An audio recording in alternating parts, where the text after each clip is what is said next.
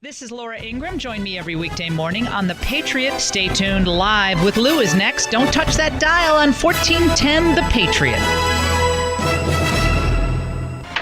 My doors.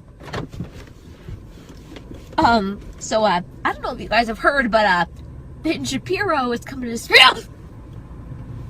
Sorry. I thought that was him. Ben Shapiro is, coming to speak at my college today, and, honestly, I have never been more scared. I don't know if you guys have heard him speak like I haven't, but, I've seen pictures and, his eyebrows, and, it's just scary. And, I don't know where this guy gets off thinking, oh, just because it's a free country, you can say whatever you want to. Everyone knows that's not true if you're a conservative. So after I go talk to my counselor today, I'm going to go out there, and I'm going to fight the hate and the violence that this guy always encourages, and I'll be the one with the black mask on, with the bat with the spikes on it. So thoughts and prayers appreciated, and love Trump's hate. Well, good morning. This is Lou Benninger, and however you stumbled across this station today, this could be a divine appointment. You're listening to Live with Lou, and we're going to be here for 3 hours for you that attended Marysville Lyndhurst High School. That's noon, 9 plus 3. So we're here, and we're up on Mount Huth today, out here in eastern Yuba County. You can feel fall coming. Hallelujah. Thank you, Jesus. Everybody, I never had such a summer. I don't think in my life. I've heard a lot of complaints about the summer and all the smoke and all the fires. Whoa. Well, man, it was nice and cool last night. I thought, I kind of like the heat, not too much. But it was too much this year. I had to climb into a cold bathtub in the middle of the night, just chill down. The Santos is laughing. We got the Wiki Man back in here today. He's laughing over here already. So, hey, as I was saying, we're in Yuba County. Maybe about 5 different counties can dip into this show without having too much static. So welcome all y'all out there. So I speak a lot about Yuba and Sutter County, but I think all of us up here in North California have the same problems. And so even though I might be speaking with certain people's names and county names over here in Yuba Sutter, where I know more about that than y'all over in Nevada, Placer, Butte, Colusa, Yolo, I think you can get the same idea.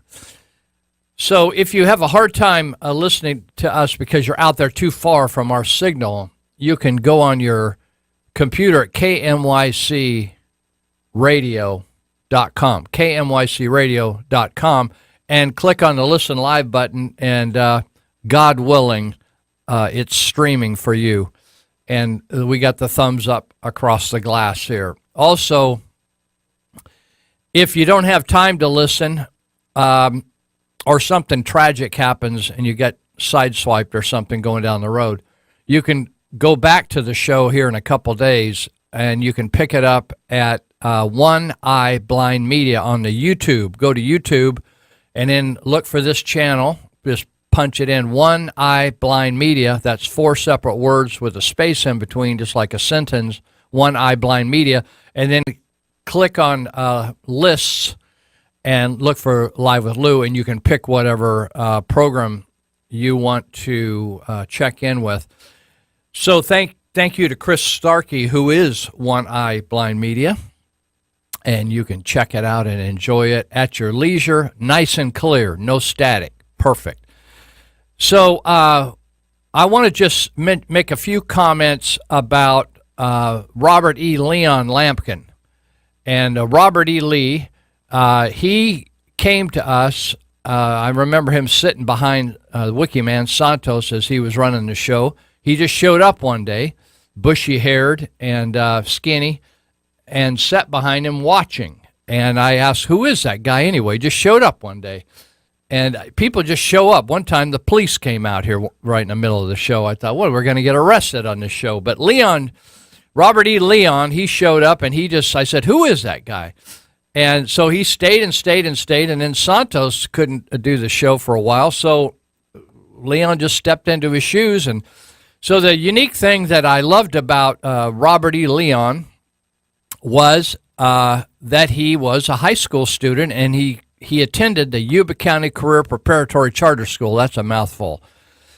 Over there at 11th and E. And I like that because I used to be on the school board that oversaw that school that Superintendent Rick Teagarden started, and I like that school because you meet a lot of really kids that are kind of out-of-the-box kids. A lot of them didn't want to go to the bigger public schools or sit in the typical classrooms, and they were just unique. And so for whatever reason, Robert E. Leon was over there, and he was studying. He liked to study film and media and stuff. So he wanted to dip in out here a little bit and learn what he could. So here he came. Now, here's the thing I like about teens, because in the trauma intervention program I run, we also have a few tip teens. And what we've done, I'm going to talk about unions a little bit later today.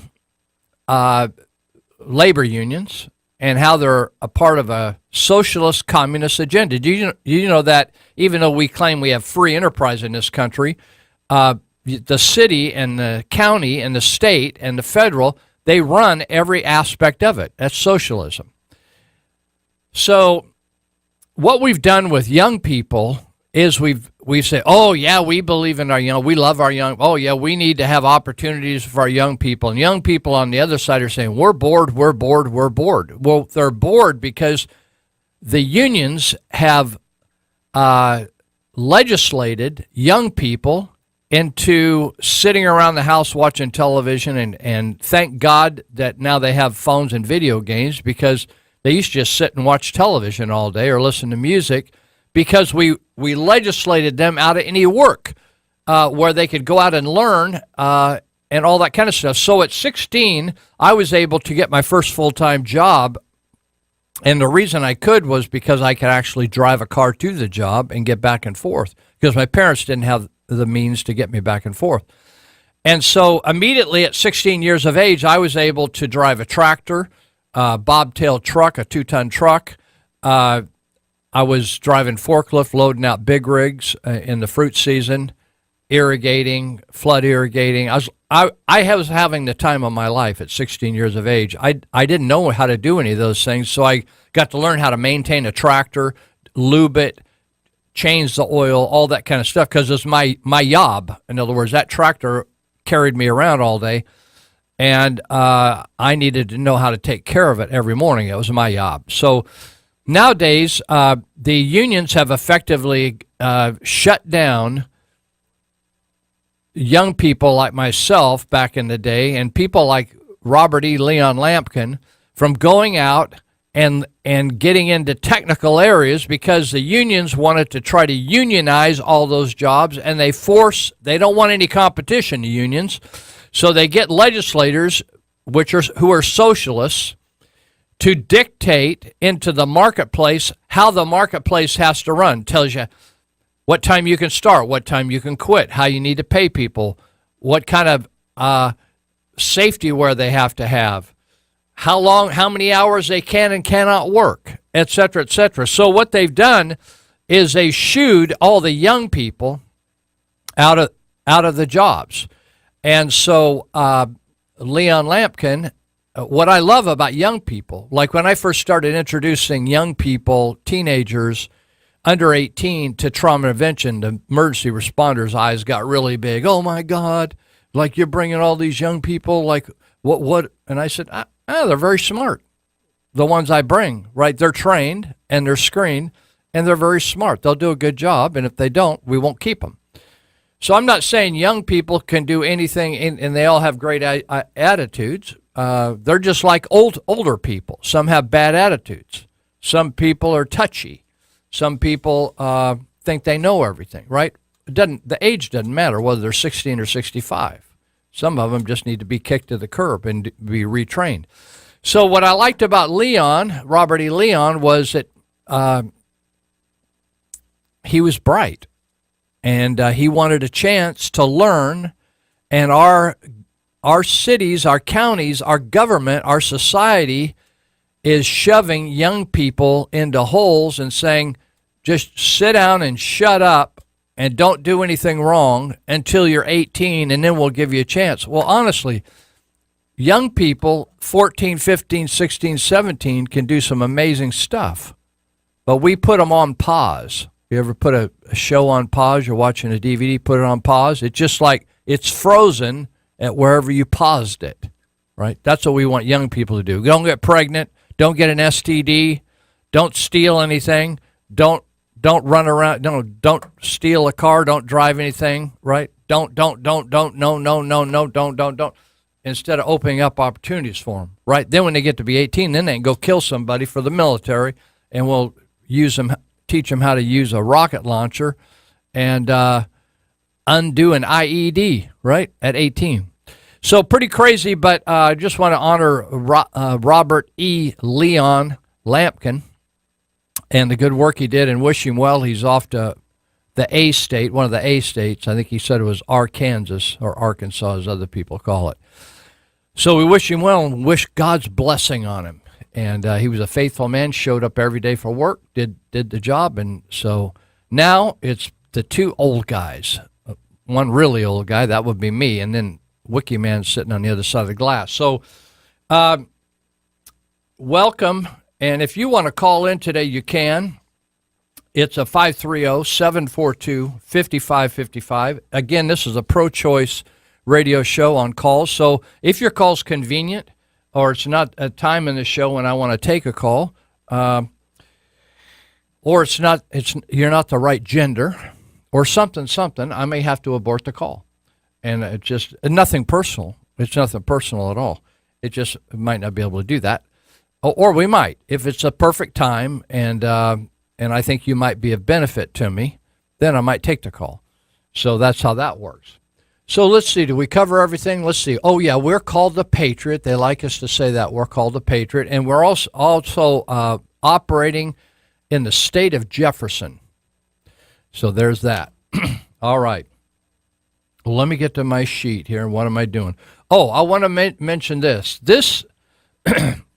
This show is proudly sponsored by the plumbing doctor that keeps things flowing in the right direction, and Greenitz Construction, who makes your bathroom like a palace, or your kitchen. You'll never want to leave it again. You just want to camp out there and just admire all those amazing designs, colors, and facets of your kitchen and bath. Greenitz Construction. He's got the nicest. I'll tell you, if you go onto his website, greenitzconstruction.com, he didn't just like shop or Photoshop or rob those photos off the internet. Those are actually his creations, those kitchens and baths. They're amazing. I think I'm just going to wait for heaven to get me a bathroom like that. I guess they have nice bathrooms up there. I don't know. I don't know too much about it. They just say it's a nice place to go. So I want to mention also that the Yuba Sutter, or Sutter Buttes Tea Party Patriots, which cover the Yuba Sutter area, Sutter Buttes Tea Party Patriots, their meeting's coming up this Monday night. It's the 18th of September. So if you're interested in doing something about some of the crazy stuff that's going on in our community, our state, of all people, the state is like one of the most bizarre states in the union at this time. But if you want to do something instead of just whine about it, you can go out to the meeting at 6:30. Starts at 6:30 on the 18th, 9/18/2017. That's this Monday night. And you can sit in on a meeting where people of like mind are wanting to have their influence be felt by legislators, council people at the local level, and have a smaller government, less taxes, less involvement in our personal lives, more freedom, more liberty. So you might want to check that out. And they opened the doors, I think, at 6. They're located out at the campus where Church of Glad Tidings is located at Highway 99 and Eager Road, just north of Yuba City. It's from the mall out there. It's about 3 minutes, boom, and you're at the off-ramp at Eager Road, and you can leap off, and they meet in, I believe they meet in Building 200, which is the first building on the left. So they open at 6, open the doors, and they usually have some light refreshments there. There's no charge. Anybody can come, so go check it out. And they're actually doing a little raffle. For $1, you can get a raffle ticket. I guess they're going to cut Bill Beeler's hair off. You don't know Bill. He's a guy that, I don't know how long he's had long hair, but he's got it now. And so I guess he's going to give it up. If you'll contribute some money, you might get to cut it off yourself. The other thing that's going on that is Tea Party related is a class on the Constitution that is starting on Wednesday. That's the 20th of September, and it's in another building on the same campus, Highway 99 at Eager Road, or 1179 Eager, however you want to look at it. And if you drive onto the campus, it's the building in the far north or back. It's a 2-story building with a green roof. There's two 2-story buildings out there. One has a white roof, that's building 100, and one has a dark green roof, building 500. And in room 210, 212 upstairs, there's going to be the first session of a course on the Constitution. Now, I know you didn't get taught that much about the Constitution in school because they don't think it's important anymore. So this is amazing because you only have the rights that you know you have and that you fight for because they're there for you, but you can't. It's kind of like a gift at Christmas time. Somebody might give you a gift, but if you're never around or you don't realize somebody wants to give you a gift, you don't get it. So the gift to you from our founding fathers was the Constitution of the United States and all those documents that backed it up. And so it's a pretty cool class because it covers, like, what were the philosophies that the founders, when they landed on the eastern seaboard, what were the philosophies that people had?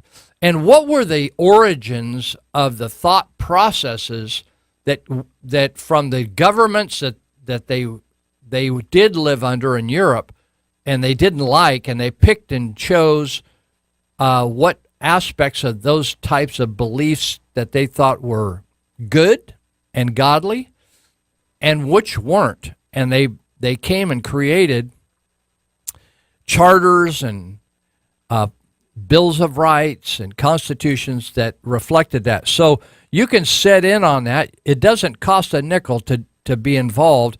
But if you want to, you can go on a website and download for $10. You can download the curriculum, or you can actually get a hard copy for, I think, $45 off a website.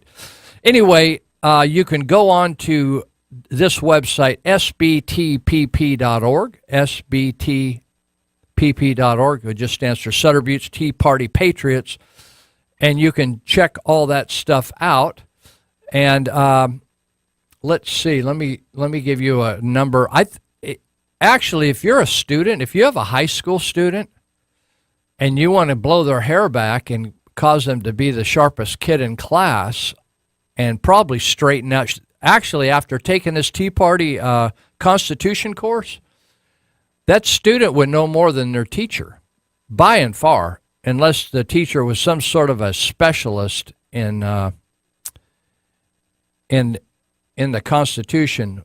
By way, they're going to know way more if they go on and learn about this Constitution class. So you can call up Tammy Reichard at 701-2845 and just say, yeah, I'm coming. Any special things I need? 701-2845, and go to that class. I'm telling you, you'll love it. And it's actually a video class taught by some really sharp guys, and then there's also time for discussion. So, okay, that's that.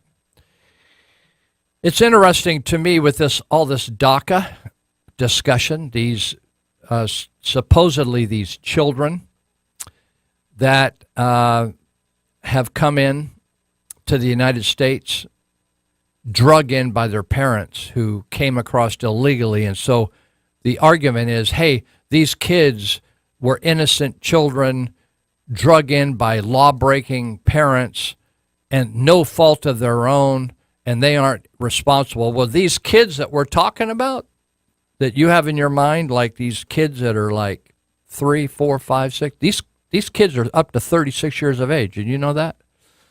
And so it's interesting, like we don't want to hold them responsible for anything their parents did, but the left of this country, the liberals of this country, always want to hold me responsible, a white dude that's an old white dude. In fact, I think the wine guy calls me the angry old white dude.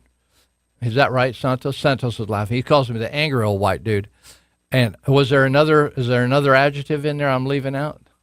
Snarfy, snarky, angry old white dude. I'm the angry old white dude. Maybe if I just had a glass of wine before the meeting, the show, I would like mellow out some, right? Wine never did appeal to me. I like drugs better. But, of course, alcohol isn't a drug. You understand that, don't you? But the liberals of this country hold me responsible for slavery, right? And not for what my parents did, but supposedly somebody that I'm not even related to anybody had anything to do with. My people didn't even come to this country from Germany and to the end of slavery. But somehow I'm still responsible for that. But then if a kid gets hauled across the border who for the next 3 decades didn't go get citizenship, somehow he's not responsible for what his parents did, but I'm responsible for millions of people being held in slavery, even though I never had one. My grandma never had one. My great, all the way back to the monkey that I came from. None of those people had slaves. And my people, but I'm held responsible for it. And if they want to give them, if I had a kid that was going to college, he'd be competing with all these let blacks or Chicanos or let somebody in ahead of them because there happened to be a white kid, no fault of their own. They didn't ask to be a white kid. They just happened to be a white kid. And so they got to compete with the right racial balance getting into college. But they didn't do anything wrong. And none of their people in there all the way back, follow the genealogy all the way back, they didn't cause slavery. Their people came from Europe and didn't have anything to do with slavery. Hold that thought. Well, we're going to be here for 2.5 more hours. We're going to take some commercials at the top and bottom of each hour. So here's our first go around.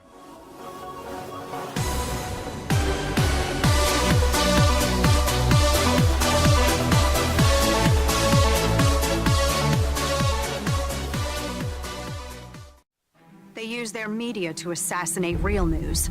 They use their schools to teach children that their president is another Hitler. They use their movie stars and singers and comedy shows and award shows to repeat their narrative over and over again.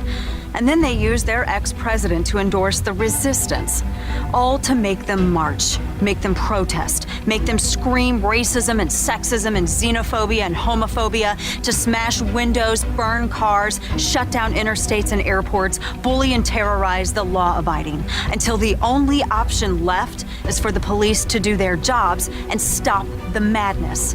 And when that happens, they'll use it as an excuse for their outrage. The only way we stop this, the only way we save our country and our freedom, is to fight this violence of lies with the clenched fist of truth.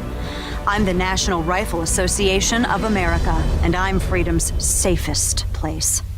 Now, you would think, based on the response that we have seen from the left to what President Trump decided to do with DACA, that Trump said that he was going to personally round up all of the immigrant babies and ship them back to Mexico. And I have news for you. That's not going to happen. In fact, if you are currently protected by DACA, you will continue to be protected by DACA until your protection expires. And if that protection is set to expire before March 5th of 2018, then guess what? You even get to apply for a renewal before October. And if you have an application that is in the mix right now, it will continue to be processed and considered. So I really don't see the heartlessness and lack of compassion that the left is talking about. What I see is an administration that is trying to right the wrong committed by President Obama in 2012 when he unilaterally pushed through a piece of legislation without congressional approval, which is not supposed to happen with immigration issues. So don't believe the lies, ladies and gentlemen. All right. Welcome back. This is Lou Benninger. Happy, cool Saturday morning. Out here above the cannabis cloud. Fresh air on Mount Huth. Didn't have to throw my Honda Element. Didn't have to be into all-wheel drive. No sloshing around. Well, I was listening to Nate Black. He's the auditor controller of the county of Sutter. He's on sharing the mic with Andy Vasquez, who's superintendent for Yuba County.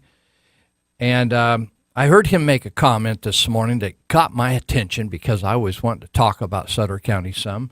And he made a comment that either the first or second time that he was coming on the air here today, or one day, a couple months ago probably, and he was invited by Andy because Andy, as a supervisor, has become more and more outspoken about his concern for CalPERS, and that's the Public Employee Retirement System of the state of California, or if you're with the teachers, it's CalSTRS. And so Andy has been having, he's been playing clips of experts talking about CalPERS, and then he's had an expert come on in. That would be Nate Black.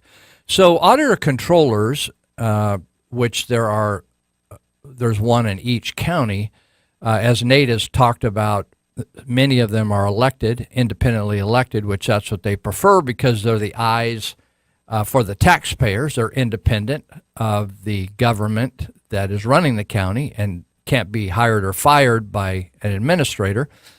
So they like the independent, but some of them are actually appointed. Well, anyway, Nate was invited to talk about CalPERS and the status of Sutter County, and even he could probably talk about Yuba County because it's public information.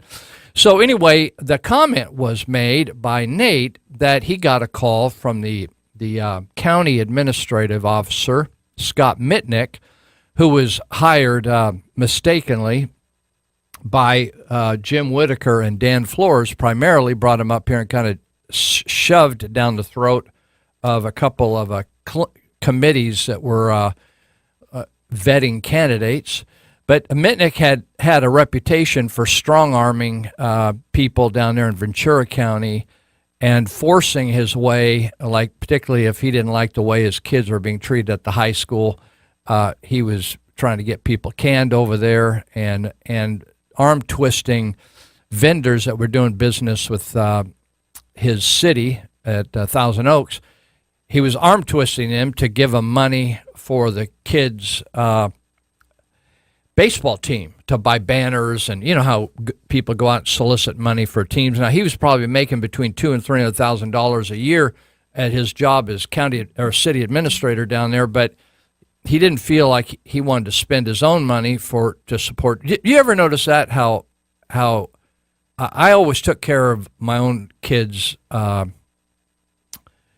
If they needed to play in a baseball team or whatever, I took care of that, right? So why would parents go to other people to pay for their own children's camps? And I always thought that was fascinating when I get letters from people. Support the kid that I had fun producing. You support him to go here, go there, do this, do that, buy a new baseball cap, whatever. So anyway, Mitnick would go out and arm twist, and he got in trouble for this, and he got in trouble for lying to the city council, and they canned him. But the Sutter County supervisors looked high and low throughout the entire globe, and the best they could find was this fellow that had just been fired from Los Angeles, or the Thousand Oaks. So anyway, he decided to call Nathan Black, the auditor controller, who replaced Robert Stark after 30-some years of service to the Sutter County. And he said, hey, basically, what are you doing going on? What are you going to be talking about? And Nate said, I'm going to be talking about the pensions. And he said, well, what's the problem with the pensions, basically? And Nate said, well, there's a big problem because we're not, California isn't being able to afford to stay up with the commitments they've made to pensioners. They're retirees from the cities, counties, and districts and agencies that are vested in CalPERS. It's being poorly run, da-da-da-da. And we have a real problem with the commitments we've made to the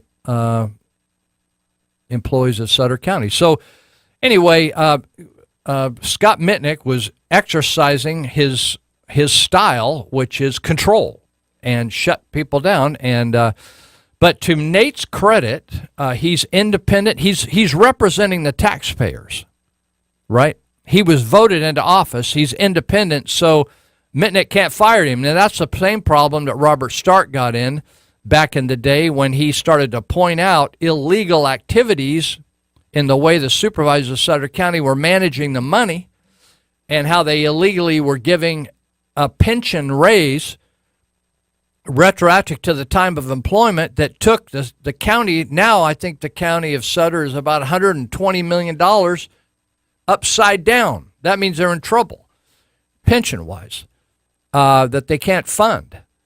So anyway, Mitnick tried to hose Nate down. And to Nate's credit, he said, listen, I'm representing the taxpayers, and I owe it to the taxpayers to be transparent, which is a new concept, by the way, in county and city government. Did you notice that in the last decades? That more and more they are telling you less and less. I'll say that again. More and more your government representatives are telling you less and less. They talk transparency. It's just like they talk about free enterprise, but it isn't happening anymore. Oh, by the way, let me just, I got a text from somebody that claimed I made up a new word last week.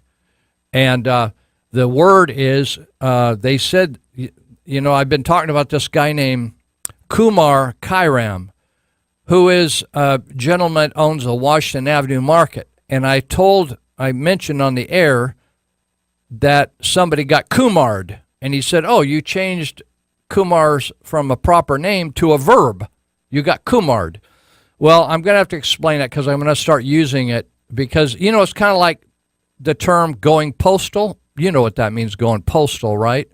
That was made famous by a guy who couldn't take it anymore at his workplace.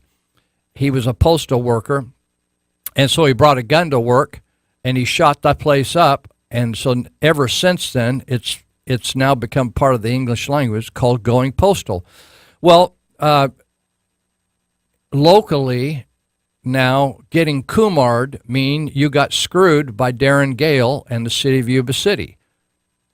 In other words, they think that they're so intelligent, they're God's representative on earth to manage every product and how every product is sold, delivered, manufactured, cooked. The city of Yuba City has to have their big nose in everything. So when people get run over by the city, we're now calling it getting Kumar'd.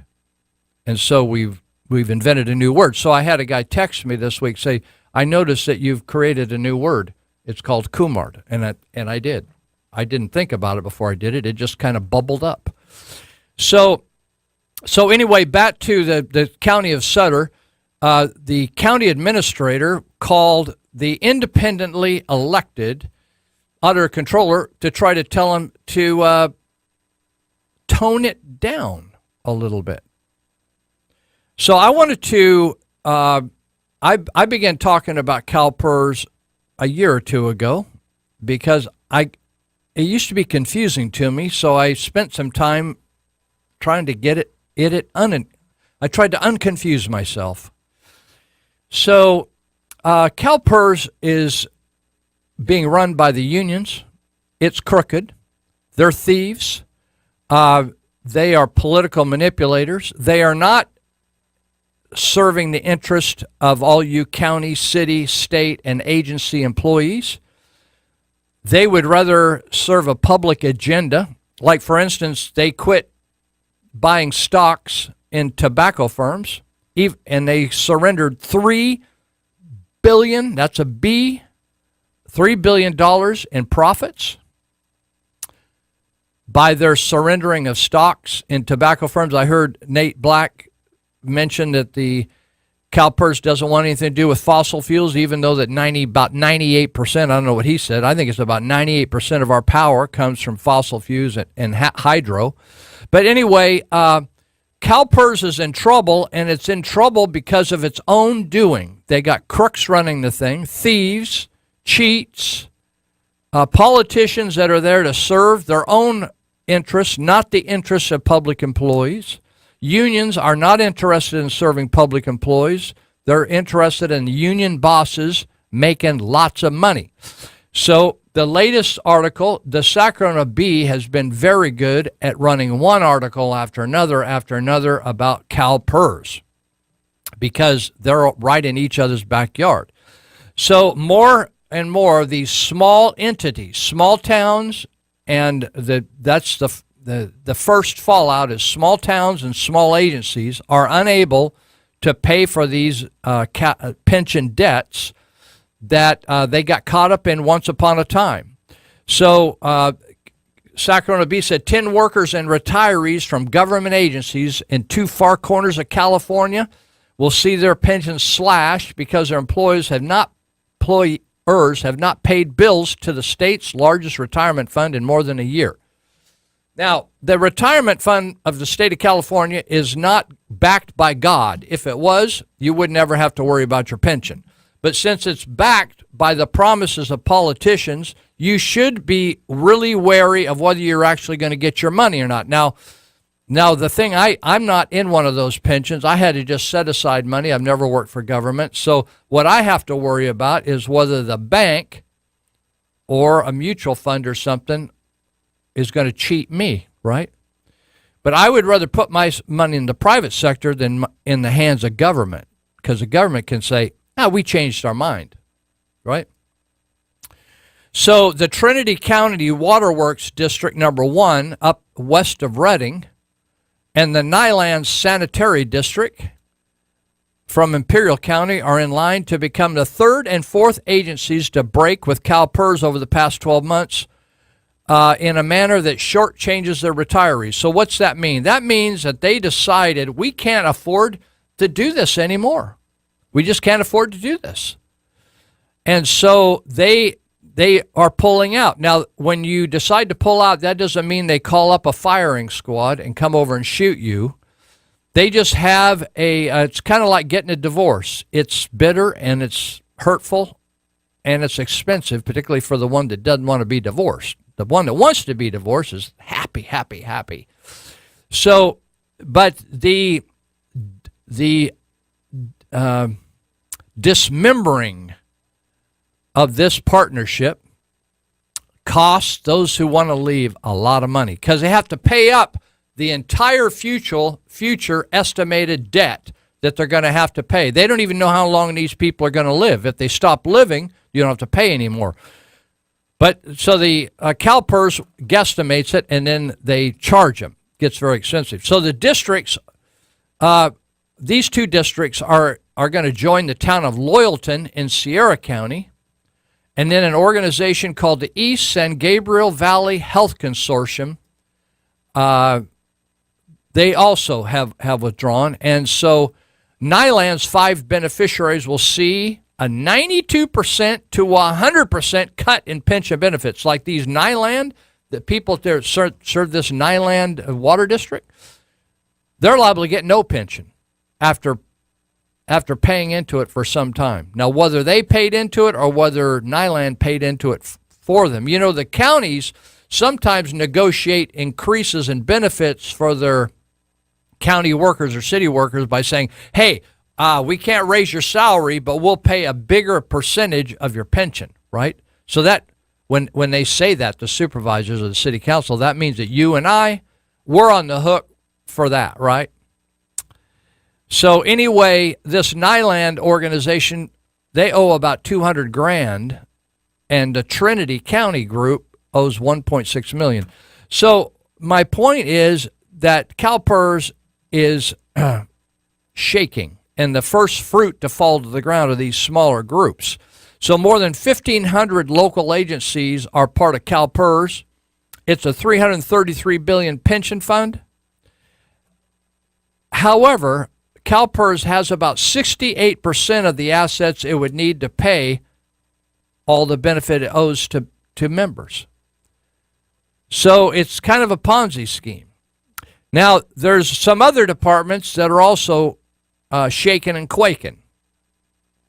There's one called the Herald Fire District near Galt, and they've filed a notice to separate from CalPERS as well. And this district voted unanimously in January to withdraw, citing a preference to expand its volunteer firefighter program and go more volunteer than paid, because they just, hey, people are realizing we need services in these cities and communities, whether they're rural or not, and we need to figure out how to do it. Now, if we have to go back and go and get rid of our paid fire department or paid police department and go with some other way, we need to do that, right? That's just being realistic.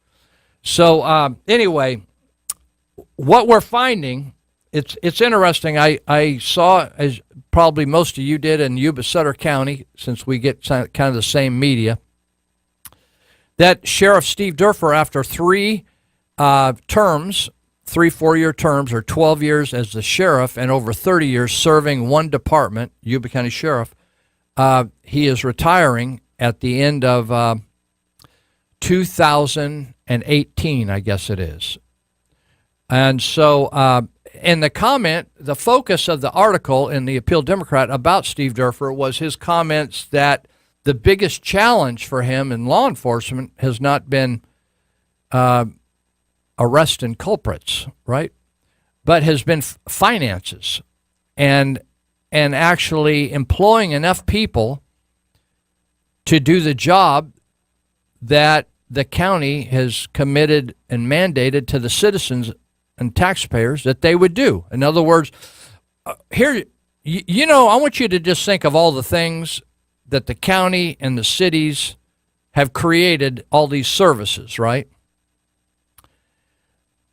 When this all started, the first service that people wanted when they organized into cities and counties, communities, the first service that everybody wanted was law enforcement. They wanted a way to protect themselves and their private property. In our kind of capitalist system, if you cannot protect private property, everything will collapse, right? And so folks wanted a law enforcement presence to handle the sinful nature that all of us have, right? And so all this other stuff, building inspection, code enforcement, public works, welfare, health department, Office of Emergency Services, all that's foo-for-all. You may think, oh, we can't live without it. Oh, yeah, you can live without it. The thing you can't live without, try it, is law enforcement and fire, but law enforcement primarily. So here we have, and the Appeal Democrat kind of was moaning and groaning about it, that the law enforcement leader, his chief complaint was the difficulty in financially managing his own agency. And Yuba County has some unique problems, being one of the poorest counties of 58. Sutter's not far behind. So it's interesting that we got money for all these other things in Yuba County, but we don't have enough money to support the Sheriff's Department of Yuba County and the jail of Yuba County. Seemed like some wrong priorities to me. And we can cut in other areas. You know why I know that? Because we cut when the Depression happened, or recession, what do you want to call it, 2007. Robert Bendorf did hiring freezes, and they quit hiring, or they cut back. They actually laid off a bunch of people out of Yuba County Social Services. Now, this is the same problem they have in other counties, particularly poorer counties. They have a shortage of funds. Now, you can have a shortage of funds and bring in a lot of funds, right? You've heard of people making $150,000, $200,000 a year, but they just keep spending, and they can't even, they overspend, right? So you can overspend. But now, the latest news for you in Sutter County is that your supervisors, you remember supervisors, originally, all these, you know, the founding fathers, when they got on these councils and boards and all these local little communities up and down the eastern seaboard, they just served because they wanted to serve. They've washed their face off after they walked behind a mule all day and went in and they sat on the school board, or they sat on the city council, or they made a determination of whether they're going to build a bridge across that river. And they sat a bunch of people that worked all day and nobody got paid. But all of a sudden over the years, people thought, well, I need to get paid for this. And so politicians, it became a paid job, a well-paid job. In fact, most of them end up going home rich when they started out kind of poor when they started. And so in 2007, right at the height, before the crash, right at the height of Yuba County being one of the fastest growing subdivision counties in the state because it was cheap land up here, the supervisors got to thinking that they actually were the ones that made that happen.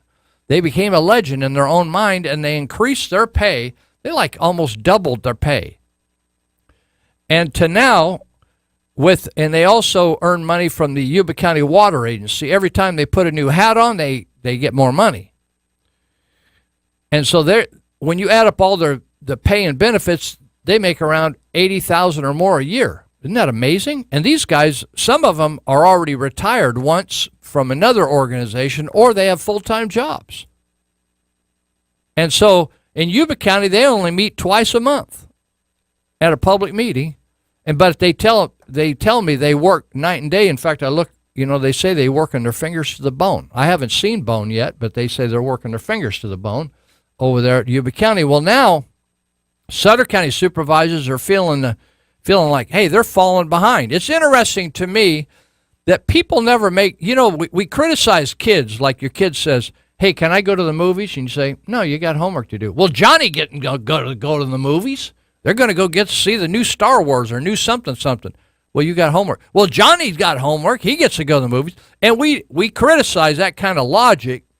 But in politics or in government work, it's just like, well, that fire department got raises, so why shouldn't we get a raise? The ABC fire department got a raise, so why shouldn't the XYZ fire department get a raise? And the politicians the same way.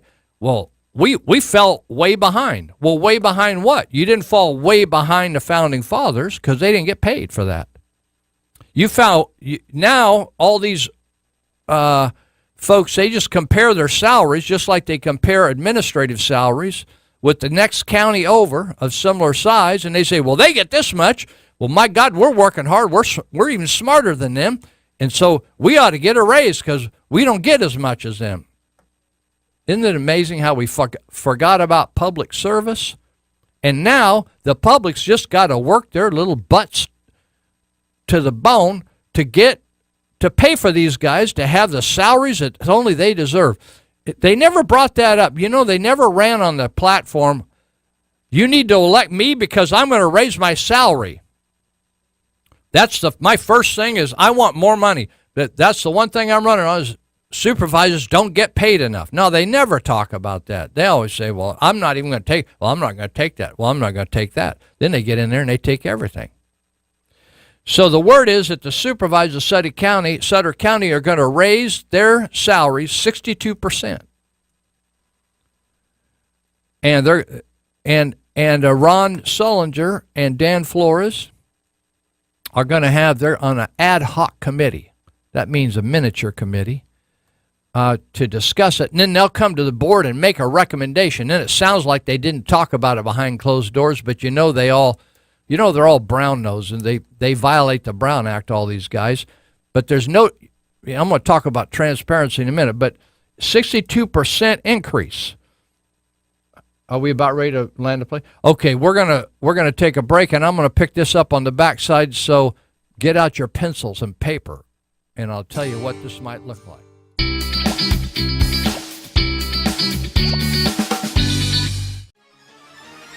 You're listening to the station that's been owned and operated by your friends and neighbors for over 72 years. The Big 14. 5 in a row. Come on, baby. Let's boogie. Number one then, and number one in local talk now. Hey, this is Live with Lou, broadcasting high atop Mount Hoop. KMYC, 1410 AM, Marysville, Yuba City.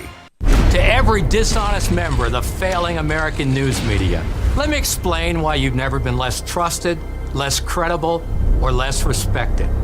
For decades, you ignored calls from millions of gun owners to just tell the truth. All you had to do was just get the facts right about our guns and our freedom. But you never even pretended to listen. Instead, you weaponized the First Amendment against the Second. And now the whole country sees you for the mockery we've always known. Your claim to the truth is as legitimate as a thief's. If the fate of individual freedom had rested in your hands, America would have fallen long ago. But Americans put their trust somewhere else. And now, in that place, stands the most trusted defender of individual freedom in American history. We're the National Rifle Association of America, and we're freedom's safest place. All right.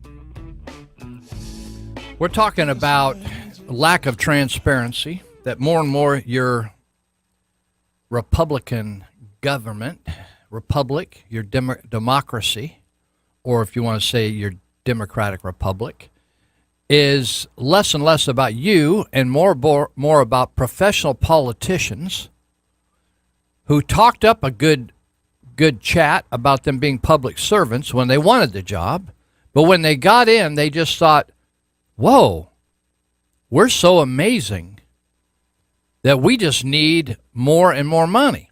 We need a raise. And it's easy to find an excuse for that because the folks down the road got a raise. And if they got a raise, we're as smart as them. And so we need a raise.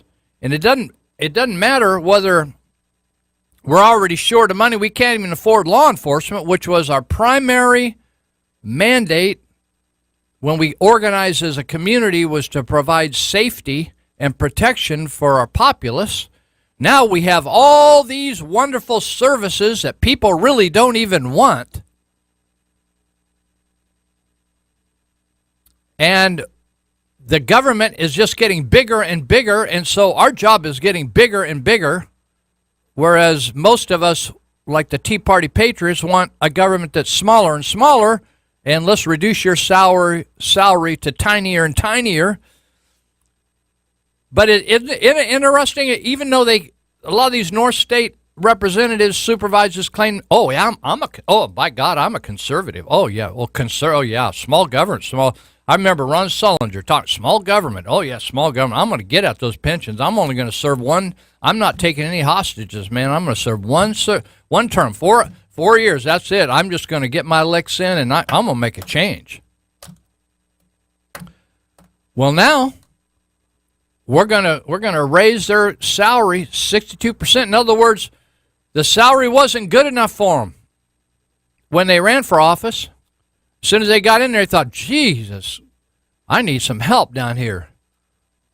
I need another 62% increase to make this job worth it. Now, I got a kick out of John Nicoletti when I began to write about this, how much money they were getting, and people started saying, you're kidding me. They're getting like 80 grand when you add up all the benefits. And did you know that these supervisors actually get retirement?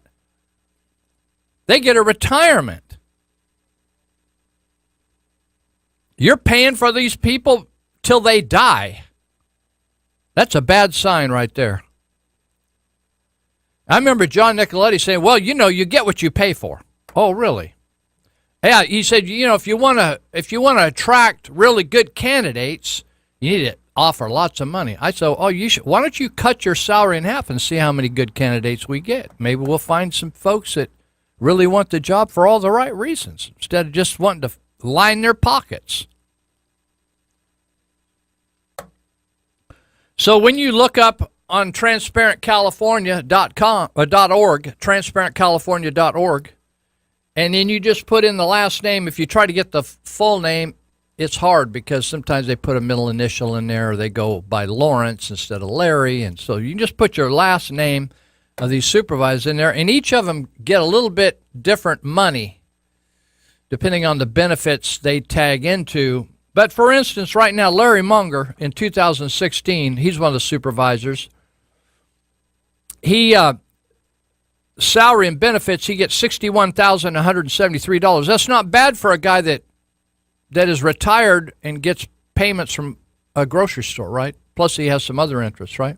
So just for coming in and being involved in making decisions over the county, right? He's not digging any ditches. He's not cleaning out any sewers for the county. He's not like designing anything for the county. He just simply looks at packets, listens to people, and makes decisions. And before they get $61,000, Ron Sullinger's getting $62,018, and Dan Flores getting $62,960. But their base salary, it depends on the person, but it's anywhere from $34,000 up to $39,000 plus benefits. But the benefits are sizable. So they want to increase that base salary by 62%, which is, say if you had a $34,470, you can add $21,371. You get up to around $66,000 in base salary, plus the benefits, another $22,000. You're getting up about $88,000 there with benefits. Then, according to Nate Black, it also spikes their pensions. Did you know that? You remember I said they got a retirement. That's called a pension for you out in Olivehurst. Isn't this amazing? People say, oh, yeah, I want to, I want to give back to the community. Do you hear that term? I'm going to give back to the community. That's like a leech saying, I'm going to get on your leg. I'm going to give something back to you while he's sucking your blood right out of the side of your leg. I'm going to give back. You ever heard a leech say give back? Sucking your blood. So this is coming up. It's just one thing after another, isn't it? We're going broke. Let's raise taxes. And then they're always got their hand deeper in the till. Oh, let me get one more handful. So this week they're going to have a meeting. Mr. Sullinger, going to cut those pensions, going to cut these, going to dial this government back, Sullinger, and Dan Flores. When people voted for Dan, you thought, well, he's a private citizen businessman. At least he'll be watching out for our best interests. Looks like Dan's watching out for his interests. He isn't making enough money over there at that Cambridge Career College. He wants another $88,000 out of your pocket so he can make decisions not just about education and making a little money off these people that can't get over there to Yuba College. He's not making enough money there. Of course, when he ran, he wanted to give back to the community. Thank you, Jesus. Just going to serve, give my life, lay down my life for the community. Oh, yeah. Come on, baby. Well, there's just a lack of transparency, isn't there? Did you notice? I noticed, when I write articles for the Territorial, sometimes people say, oh, well, you just make up stuff. And, or you didn't get your facts right. But nobody's calling me up, correcting me, and want me to do a retraction. In fact, the one deal, Courtney McAllister, the attorney for that outfit that owns that 429 acres up there in Yuba County foothills, that's growing all that weed on it and drilling those illegal wells and building those illegal buildings without building permits. When I took the information right off the clerk recorder's documents and then off Google, he blew a gasket. But then when I asked him, well, if your clients don't own it, even though all the records say they do, who owns it, Courtney? Well, he didn't want to talk about that. Okay, all right. I got you now. So what we have in government now is they say, we can't tell you what's going on because it's personal. It's personnel and it's personal.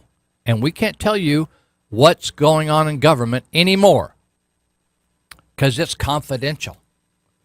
And we can't trust you with this information. It's confidential. Even though it's your government, you're not privileged to have the information about your government. So we can't talk about this controversy. In fact, most of our decisions are made behind closed doors, and then we come out in public and we sit before you in a public meeting and we make our decision. But we've already got it all sorted out behind closed doors, violating the Brown Act. But we can do that because we're supervisors and we're higher than you. We're better than you. But in all elements of government now, you as a citizen are not allowed to know what's going on. And then when there's problems like they just announced in the Peel Democrat, 2 mental health workers were paid off. We usually don't even, you have to like snoop around to find out how much they were paid. In this case, they were paid off a little over $50,000 apiece. And you wonder what's happening to our government when people die in jail one after another, after another, after another. We never can know about that, but then we pay them $800,000 apiece. You think, oh, was it our fault they died? You know, people die every day in our community. It isn't always the community's fault. Just people die. They die of all kinds of illnesses. But then people die in jail and they have to pay them $800,000. It makes you wonder, is the jail being run correctly, right? And then people work for the government and then they get sideways with the government, with their employer, and then they sue and then they pay them off one time after another. Somebody said, Ron Sullinger said, well, that's why we have insurance. We just pay people off. I thought, holy mackerel. Don't we have any administrators that can settle a problem before it gets down to, I'm going to sue you? It's kind of like a divorce. Can't we like settle an argument without having a divorce? Or a difference of opinion? Or hurt feelings? We don't have enough wisdom. People aren't doing their job diligently enough to resolve a problem without people getting fired or quitting or filing a grievance lawsuit.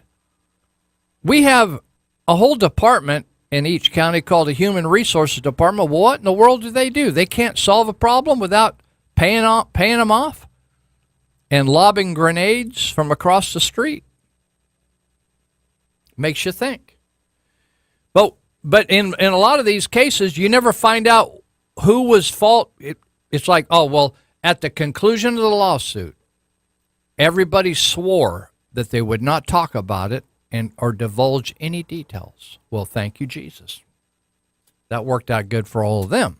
For those that should have been doing their job and for those that got hurt feelings and they left their job or they wanted to, what their bosses wanted them to leave. Something happened. But the general public, you and me, who, even though Ron Sullinger says, well, we got insurance.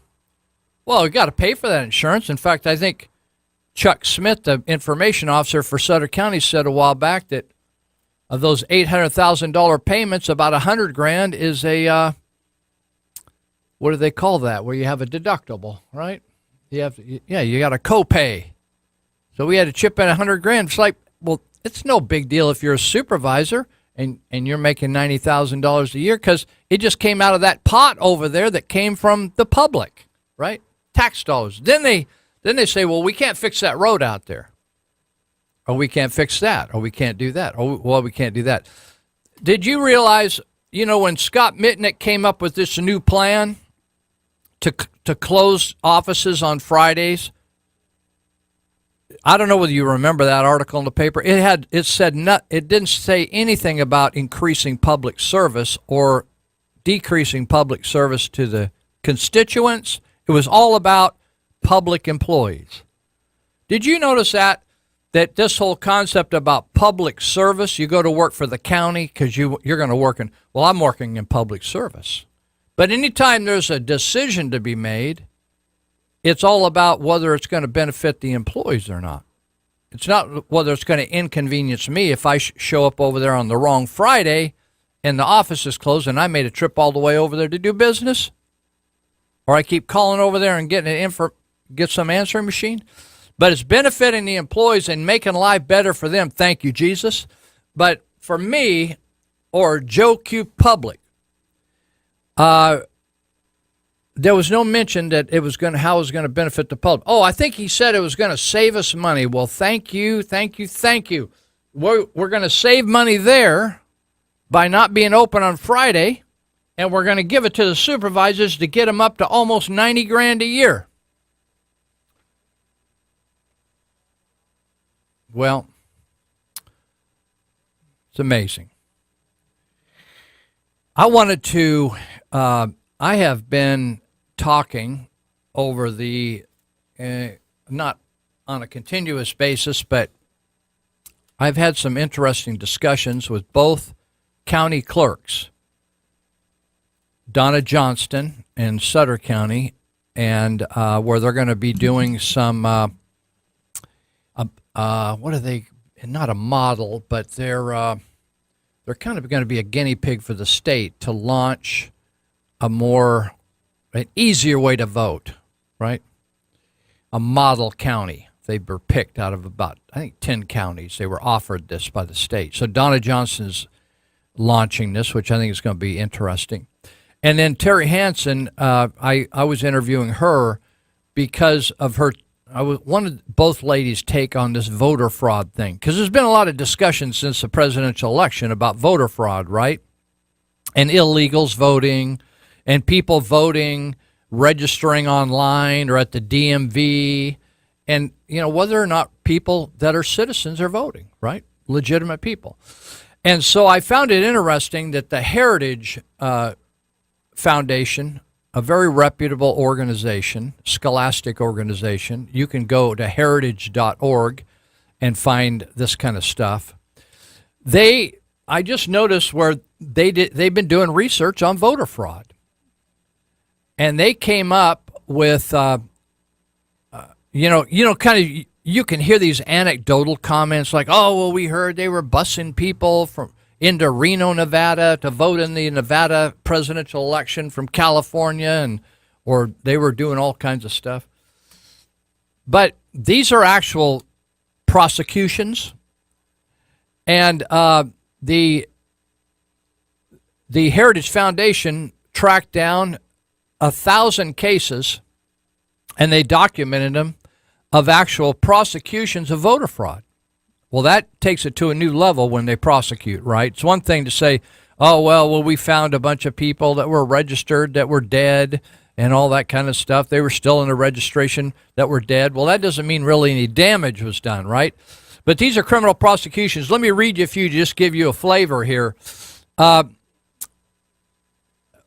These are just California I'm just going to cover, so you'll recognize some of the names or some of the locations. Alexander Bronson, former trustee for Manteca Unified School District in California, pled guilty to charges of voter fraud. He listed a false address in order to qualify for candidacy in the November 2014 Unified School District Board of Education election.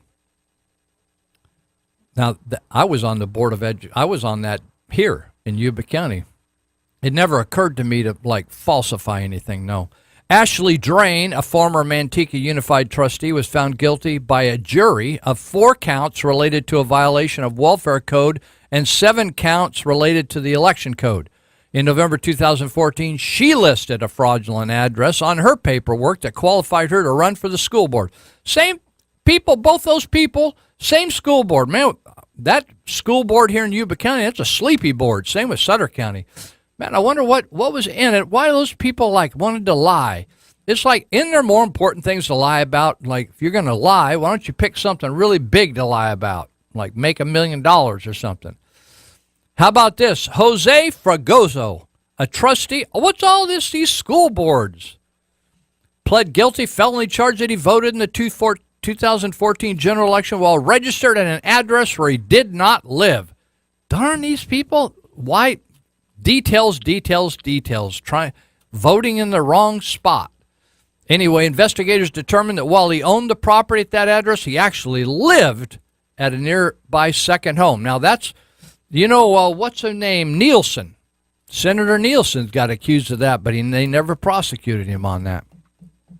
Anyway, I won't go into all the details. I'll just give you the flavor. Maria C. Del Toro received $1,900 to collect signatures for a recall election effort against Salinas City Elementary School trustee Janet Barnes. The recall ultimately failed, but during a random audit, the election department found significant discrepancies in the signatures submitted by Del Toro. Well, she just signed me up maybe and collected a couple bucks on me. How about this one? Mark Evans voted by absentee ballot in the November 2014 election. He then cast a second absentee ballot, this time in the name of his deceased father-in-law. Old Pops, he's still up and going at him, just casting his ballot.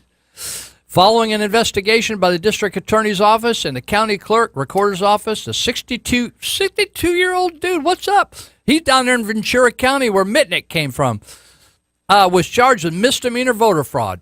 Charged him $1,000, 3 years probation. How about this guy, Donald Dusnip? These are Californians, folks. These are like your buddies just down the street. A housing development activist in San Francisco registered to vote using a false address. Donald. As part of a plea bargain, he pleaded no contest to 2 misdemeanor counts of false voter registration. He's awaiting sentencing. Old Donald. How about this? Flora Montez de Oca. Flora, the wife of Los Angeles City Councilman Richard Alarcon, was convicted of voter fraud after she lied about her residence so she could vote in the district her husband represented. She was sentenced to 5 years probation, 400 hours community service, and is barred from ever holding public office. Darn you, Flora. And her husband got busted as well. Richard Alarcon, Alarcon. That's hard for me to say. He was convicted of 3 charges of voter fraud following a jury trial. He lied about where he lived in order to run for office and voted in district. Anyway, he got kind of a similar fine. Okay. I'm trying to find, boy, there's a bunch of them in California. In 2014, former auditor controller candidate Kathleen Knox, that'd be something like Nate Black ran for, who during the campaign pledged, I'm going to fight waste and fraud. Can't you hear that, Ron Soliger? I'm fighting waste and fraud. Pled no contest to 3 counts of voter fraud. As a candidate for auditor controller, Knox put down a false address as her place of residence. She was fined, and people got all frustrated with Jason Parker when he arrested Danelle Stylos for putting down a false address. Oh yeah, you're just nitpicking. I'm reading. I'm telling you, I got pages of these people putting down false addresses. They arrested them, fined them, probation for years, community service, arrested them. Boom. And we think, up here in Center, Danelle, she's sweet. She pretty and everything. We like Danelle. What's the difference if she lies on all these court documents? We just hold other people accountable for that, like people that work at Walmart or people that work at Walgreens or people that work in constructions. Those are the people that we should arrest, not the pretty people. Well, there's a lot of voter fraud out there, people, because people are sinful. They're gnarly, and that's why we have law enforcement to, like, hold them in check till Jesus comes back and, like, deals with it finally. We'll be right back.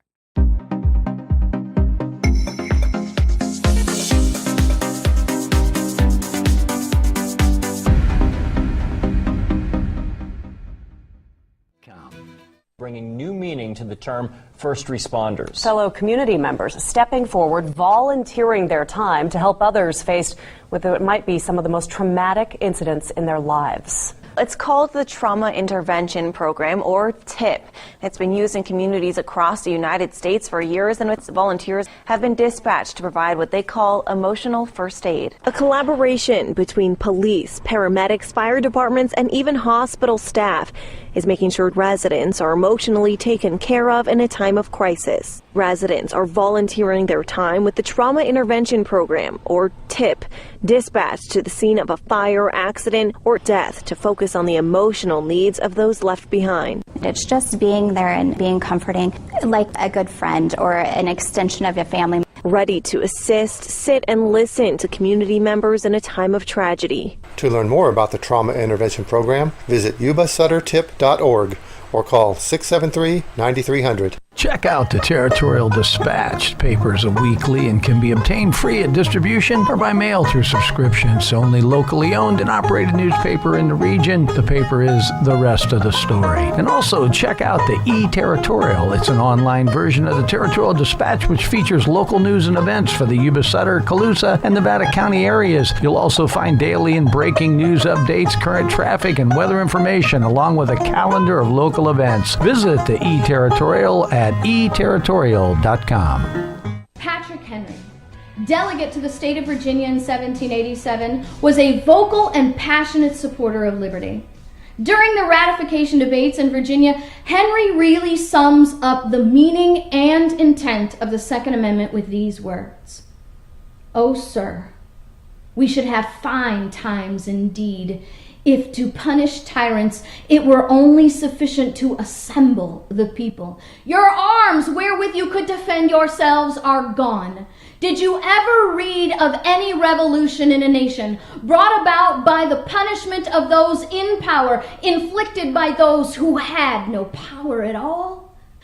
America's Second Amendment is not about retaining the right to hunt, skeet shoot, or defend ourselves from robbers and rapists. The Second Amendment is a reminder to all generations that they should never be disarmed. The Second Amendment is to remind us to never relinquish our power to overthrow tyrants. Knowing this truth and applying this intent, we can see just how deceived Americans have become. We have reduced ourselves to being dependent upon every form of government for the preservation of our life, liberty, and property.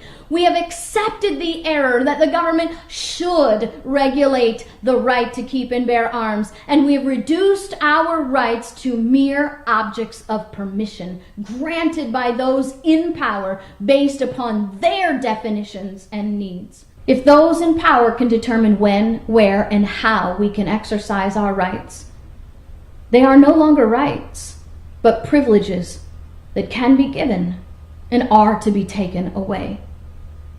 If you cannot defend yourself, you are not free.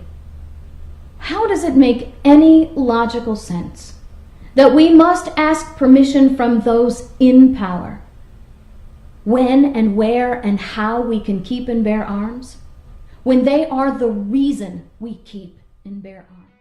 Welcome back. You're listening to Live with Lou.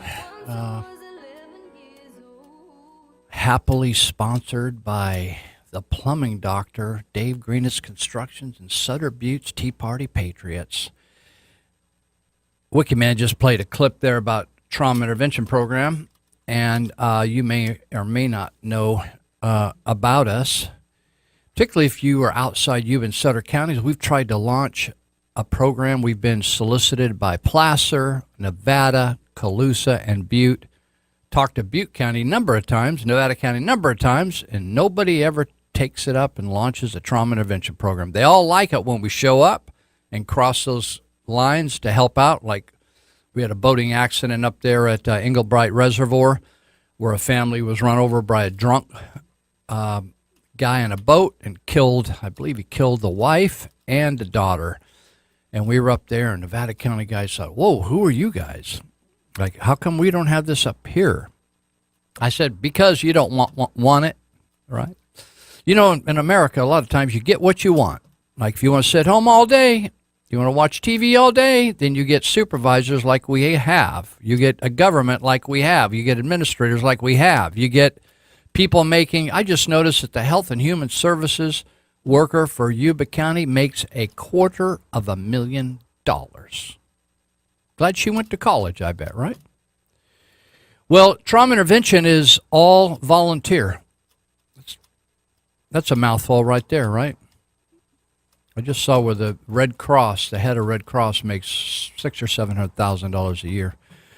TIP locally here is all volunteer, and so even though when you add up all the hours we put in every year of all the volunteers, about 40 folks, it equals about $1 million, just under $1 million in public service as the way the government would figure it on how much a volunteer is worth and how much an organization administration is worth.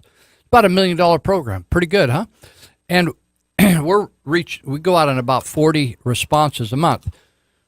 The other day, I think it was Thursday, we were out 3 times. One of them was a double fatality house fire where a 4-year-old boy and his dad died in the fire. Horrible. Horrible. I went for about 20 years and we never had a fatality in a fire in this area, and then all of a sudden we've had a number of them over the last few years.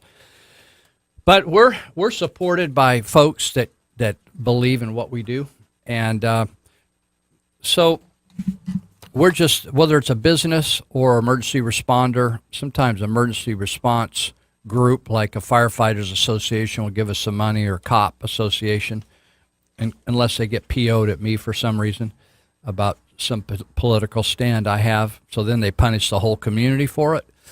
So but we had a dinner. Warren Miller with Yuba City Fire started a dinner 12 years ago, and we did it and helped us huge. It was a huge help. But then the caterer for the dinner was a firefighter named Dave Newquist. He moved to Roseburg, Oregon to become a firefighter there. And then the Catholic Church was forbidden by the Franchise Tax Board of the state of California to rent out their building to non-Catholic organizations like us. So we lost a really inexpensive venue, and we lost a free caterer. So the dinner did not pay off. It wouldn't have paid off like it used to. So this year we're just going to a straight, if you like us, if you think we're a worthy organization, support us. If you don't, we'll go plant trees or something, do something different with our lives. So if you're interested in what we're up to and would like to help us, we could use your support. And let me give you a couple ways. Like last week, a guy, in fact, we're trying to raise about $40,000 on this little effort I'm talking about right now. So, and that doesn't really cover our budget, but that's how much we're shooting for, $40,000. And we're up to about, I think yesterday we got up to 4,000. So if you want to support us because you like what we do, we provide emotional and practical support. In fact, last month we responded to requests by 16 different Yuba Sutter agencies, fire, police, hospital, bi-county ambulance, all that kind of stuff, and did 40 calls. So last week one of the listeners sent in a $100 check, or went online and sent $100 in. So you can do it 3 ways. You can help TIP remain solvent here. We're in our 23rd year. We've done over 10,000 911 responses since we began in December 94. So you can send us a cash or check to TIP, T-I-P, at Box 645 Marysville. TIP, Box 645 Marysville, 95901. Or you can go on this website called YouCaring, Y-O-U Caring, one word, .com, /tip. YouCaring.com, and you can give there as well. any amount you wish. There's all kinds of sponsorship levels from, like Right Out Hospital usually gives us $5,000 a year. That's a platinum level. By County Ambulance helped us with $2,500. That's a gold level. A variety of people help us with all kinds. You could be a friend of TIP at $350. Adopt a volunteer for $100. There's all kinds of ways you can do that. You can also go on to Yuba Sutter Tip. If you don't know anything about us, yubasuttertip.org, one word, .org, and you can look at what we're up to and what we do. And actually, if you've had a loss in your family or friend, maybe you've gone through a difficult situation, if you go to that yubasuttertip.org and then click on resources right up the top at the menu, you can go back there and get all the resources you want for free to help you with going through a difficult time. So you could print those off or you could just read them online. Very simple, very easy. So if you want to help us, that's great. I was just reading a few of the documented legal problems of people that decided to engage in voter fraud. How about this one? Ricardo Lopez Munguia, a Mexican who was deported decades ago for drug trafficking, pled guilty to living illegally in Escondido under a false identity and fraudulently voting in the U.S. presidential election. Well, hallelujah to you, Ricardo. There's one for the books. Now, I wonder who he voted for. Just a thought. Just hold that thought. I think it probably started with an L, liberal. How about this one? A city council election originally decided by 4 votes in Vernon, California, was overturned when it was determined that 5 people voted for the winner but weren't residents of the city, and 2 others had not properly mailed in their ballots. A new winner was subsequently named. There's all these Mexican last names. Angel Perales and David Silva. Officials in the small town of Cudahy took part in a widespread corruption scheme that included accepting cash bribes, abusing drugs at City Hall, and throwing out absentee ballots that favored election challengers. Just, oh yeah, throw that one out. Oh, that doesn't look good. After a lengthy FBI investigation of 2 different elections, the former head of code enforcement, Angel Perales, head of code enforcement, Mr. Code Man, Angel Angel, what's up with him? He admitted to tampering with mail-in ballots in city elections by opening them and then resealing them and submitting votes for incumbent candidates. You cheater. He just like had his hand in a cookie jar like a lot of these supervisors. He and Mayor David Silva pled guilty to bribery and extortion charges, although Perales' plea agreement included his admission of election fraud. Unbelievable. Here's some more. They happen to be Mexican surnames. Nativo Lopez and Eloise Garcia. Immigrant rights activist Nativo Lopez pled guilty to 1 count of voter registration fraud when it discovered that he registered to vote in L.A. while living in Santa Ana. Come on, Nativo. And how about Eloise? Former Palm Springs candidate Eloise Garcia was charged with 2 counts of voter fraud, 3 counts of perjury, 4 counts of, these are our elected officials, public servants, said, I don't need any money, I just want to give my life for the cause. Falsely filing election documents after lying about her residence so she could run for office. She pled guilty. Eloise and Tivo, like, so disappointing. Well, I'm gonna move on. I could do the whole show on just California election fraud, and people say, "Well, there's not election fraud. That's like the Republicans, right? That's a Republican talking trash about that stuff." Oh, brother, so disappointing. So disappointing. People. That's why you need good law enforcement, because people got a gnarly side to them. The Bible calls it a sinful tendency. Just like a hog has a tendency, you clean him all up, you take him to the 4-H, at the fairgrounds, they think that's such a clean, pretty little animal, all pink and everything, and white and everything, and powdered and everything, and they walk them around the sawdust, and they earn a lot of money, and then some that don't sell, you bring them back to the yard. And I always ask the kids in juvenile hall, if you bring that clean hog back to the yard, he smells so nice, looks so pretty, drop him off inside the fence, what do you think you do? Every juvenile hall kid I've ever quizzed on this always gets the correct answer. They say, Lou, he eats his own poop, he turns himself all over in the swamp over there, gets all in the hog waller, and gets all funky again. I said, why does he do that? Because that's the way hogs are. That's their nature. Well, humans got a sinful nature, and they kind of act like a hog. They just, when other people aren't looking, they do the wild thing. Hold that thought when you vote for supervisor the next time. Well, I thought this is a great article. It's a little old. It's from early September, but this bill is still working its way through the state legislature. It's called Assembly Bill 1250. And the counties are opposing this bill because it's a union bill. The unions, which want socialism. Did you know that? Unions want socialism. That's where, if people want to organize, that's American, right? You get you're trucking, a bunch of truckers get together, they organize to do something, that's fine.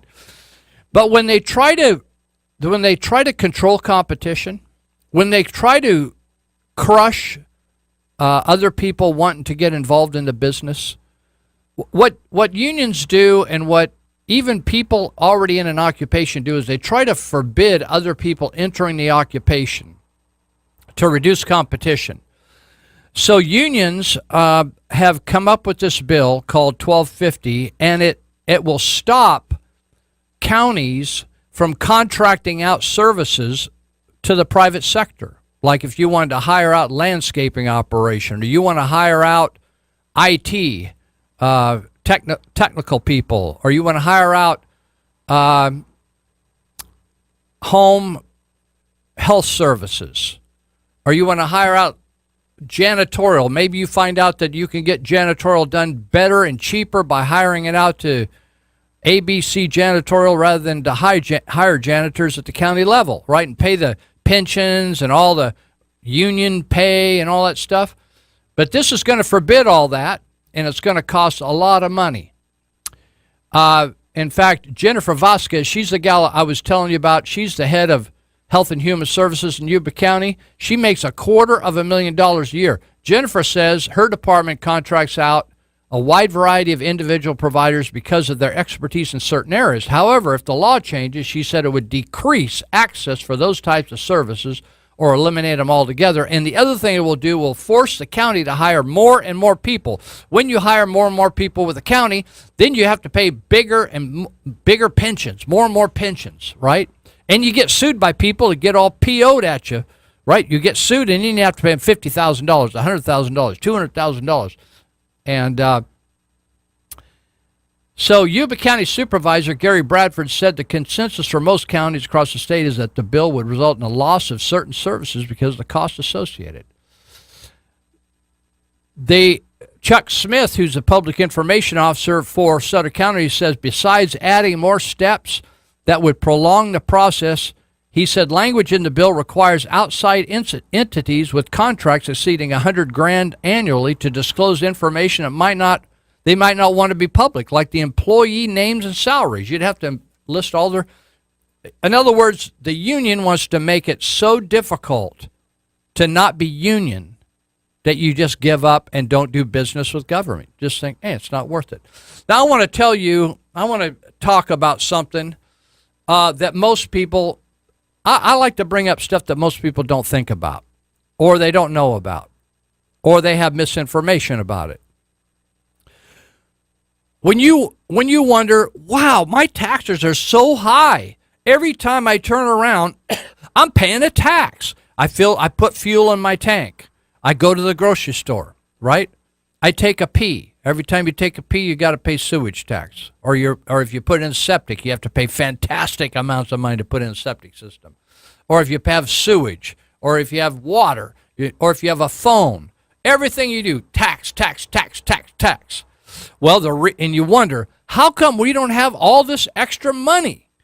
Well, one reason is of the Davis-Bacon Act. And the Davis-Bacon Act made it where it reduced competition with unions. It was originally all about keeping black people out of the labor movement, and I'm going to tell you about it. But the problem it's created locally is when you see a school being built, you see anything federal or state being built, it's costing us about 1/3 more than if we had just open bidding. In other words, the ABC Union Company, they bid and they want to pay their employees what they pay. But if I got the Garcia consulting firm or contracting firm and they pay half as much for wages as the other union firm, and they all bid for the same deal, and you're not forced to pay any particular wages, you just pay wages, well, obviously the union guy's going to get outbid. Well, they didn't like that, so whenever anybody doesn't like the competition, they always go to the government to reduce competition, eliminate competition. Say, no, we don't want to compete with you, so this is the rules. Everybody has to pay our amount of wages. So the union gets in there, they pay off the politicians, and they say, these are our wages, $25 an hour, even if you don't know how to write and speak English, $25 an hour, you don't know jack diddly how to do the job, you still have to pay that guy $25 an hour. And so they reduce competition and they make it ridiculous. And so when you look at a school going up, you think, oh, that's a pretty school, but whoa, that costs us a fortune. We're going to be paying for that for 3 decades. And by the time we get done paying for it, it's all worn out, and we got to do it over again. Really stupid, huh? Well, that was all created by racists, the Davis-Bacon Act in 1931. And I want to give you the background of it because the background of it was 100% racist. And now they don't talk about race, but the fact is it eliminates fair competition. So you've heard about the Dred Scott decision, which was a decision by the Supreme Court where the brightest group in the country, called the Supreme Court, they decided that black people weren't actually humans and they could be traded like a goat. That's the brightest folks we could come up with. That's how powerful. And by the way, those folks were Democrat-leaning folks. So this article, a great article, written by a law student at Harvard University, said the ugliest and most disturbing events in American history have usually been linked with state-sponsored, sanctioned racism. Incidents of police brutality, symbolized by the Rodney King trials, or slavery, the Dred Scott decision, or the post-Civil War Jim Crow laws and school segregation. So most of you recognize all that, right? So the Jim Crow laws were laws preventing black folks from integrating into normal American society. And they were built right into the institutions we have. So you think, we finally got past all that, right? Like a lot of us white people say, hey, it's an equal, fair playing field. Well, the Davis-Bacon Act, this should get your attention. Passed in 1931, it requires private contractors to pay prevailing wages. Hold that term. You always hear that term, prevailing wages. That's a euphemism. It's kind of like saying family planning instead of saying I aborted my kid. I said, well, I was just planning for my family. But you actually killed a person to plan for your family. Called family planning. That's abortion, right? So it's a euphemism for abortion. Prevailing wages is a euphemism or another word to make it more palatable to say the unions are crushing competition and their wages are the wages that everyone has to pay, even if they don't pay those wages normally to their workers. So the private contractors, it requires private contractors to pay prevailing wages to employees on all construction projects receiving more than $2,000 in federal funding. The Secretary of Labor is charged with, and there's similar type acts at the state level. So anyway, the Davis-Bacon Act covers approximately 20% of all construction projects in the United States and affects more than 25% of all construction workers in the nation at any given time. Now, this article that really gets into the details, I loved it. It's a great article, and it was written in the 1990s. But when you see the evil behind this act, it shows you the evil behind unions. People say, "Oh, well, I'm in the operating engineers union." Well, good for you. I'm glad you're there. I'm just saying that the union, the philosophy, and how the union operates is full-blown evil. Doesn't mean everybody that works for a union's evil. They just got a job and they think, "Hey, thank you, Jesus, got good money." The act was passed in order to prevent non-union black and immigrant laborers from competing with unionized white workers. Back in the day, and still today, most unionized workers are white. The discriminatory effects continue even today. Minorities tend to be vastly underrepresented in the highly unionized skilled trades and overrepresented in the pool of unskilled workers. Everything you hear about blacks in inner cities is they're unskilled and they're on the street slinging dope, and they can't get a job because why? The unions, they force or they pay off legislators to raise the minimum wage past where anybody wants to hire a totally unskilled person. So they don't care because they're not going to hire them anyway, the unions. They're not going to hire black unskilled people. In fact, in the beginning, they didn't want to hire blacks because they were black. Didn't matter how skilled they were. Davis-Bacon Act restricts the economic opportunities of low-income individuals in a number of ways. Minority contracting firms are often small and non-unionized and cannot afford to pay prevailing wage.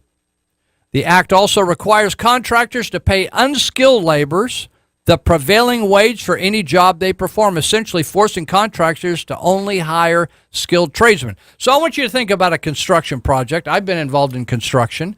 I worked in the office of a paint contracting firm, and so there's a lot of jobs in painting that you don't need a highly skilled person, but you need it done, right? Tearing out stuff or clean up around the construction site, just picking up stuff, getting it into the garbage, separating stuff, recycling things, picking up all the scaffolding, loading it on the truck.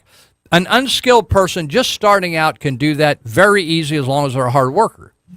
So then when you pay prevailing wage, that person that's just a basic minimum pay type person, he gets paid 5 times, 4 times what they would normally get. It totally screws up the whole thing.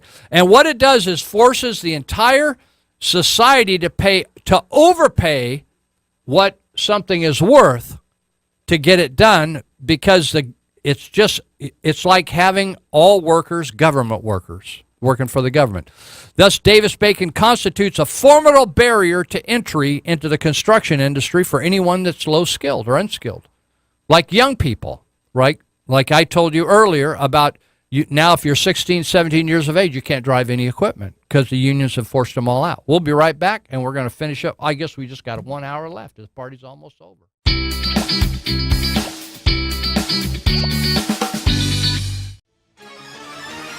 You're listening to the station that's been owned and operated by your friends and neighbors for over 72 years. The Big 14.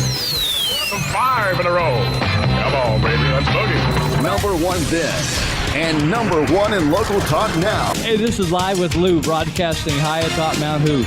KMYC, 1410 AM, Marysville, Yuba City. We are about to begin a journey beyond ordinary human understanding, lost somewhere between immensity and eternity. Join me as we explore our amazing debt.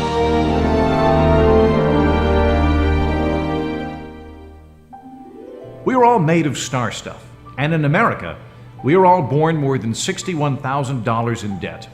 The collective debt we owe as a country now stands at $20 trillion, a level of debt unfathomable to our contemptible caveman ancestors. How could we comprehend the sheer magnitude of our national debt? With our starship of imagination. This is the USS Dumb It Down for Me, and it cost $12 billion to construct, all financed through debt. We didn't have the money to build it, and we didn't want to raise taxes to pay for it, but we really wanted it.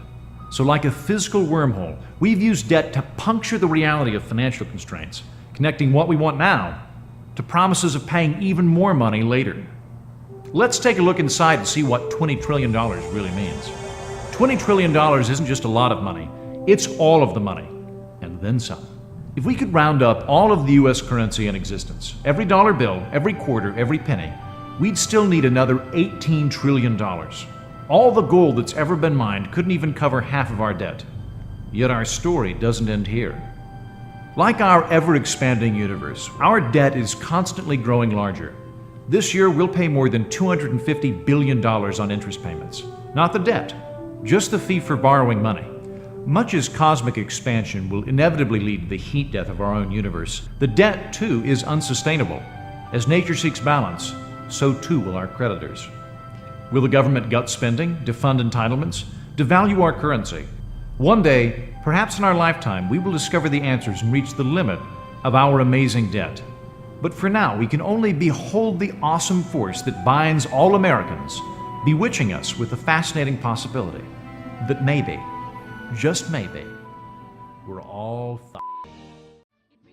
Well, I want to mention again the Sutter Buttes Tea Party Patriots are meeting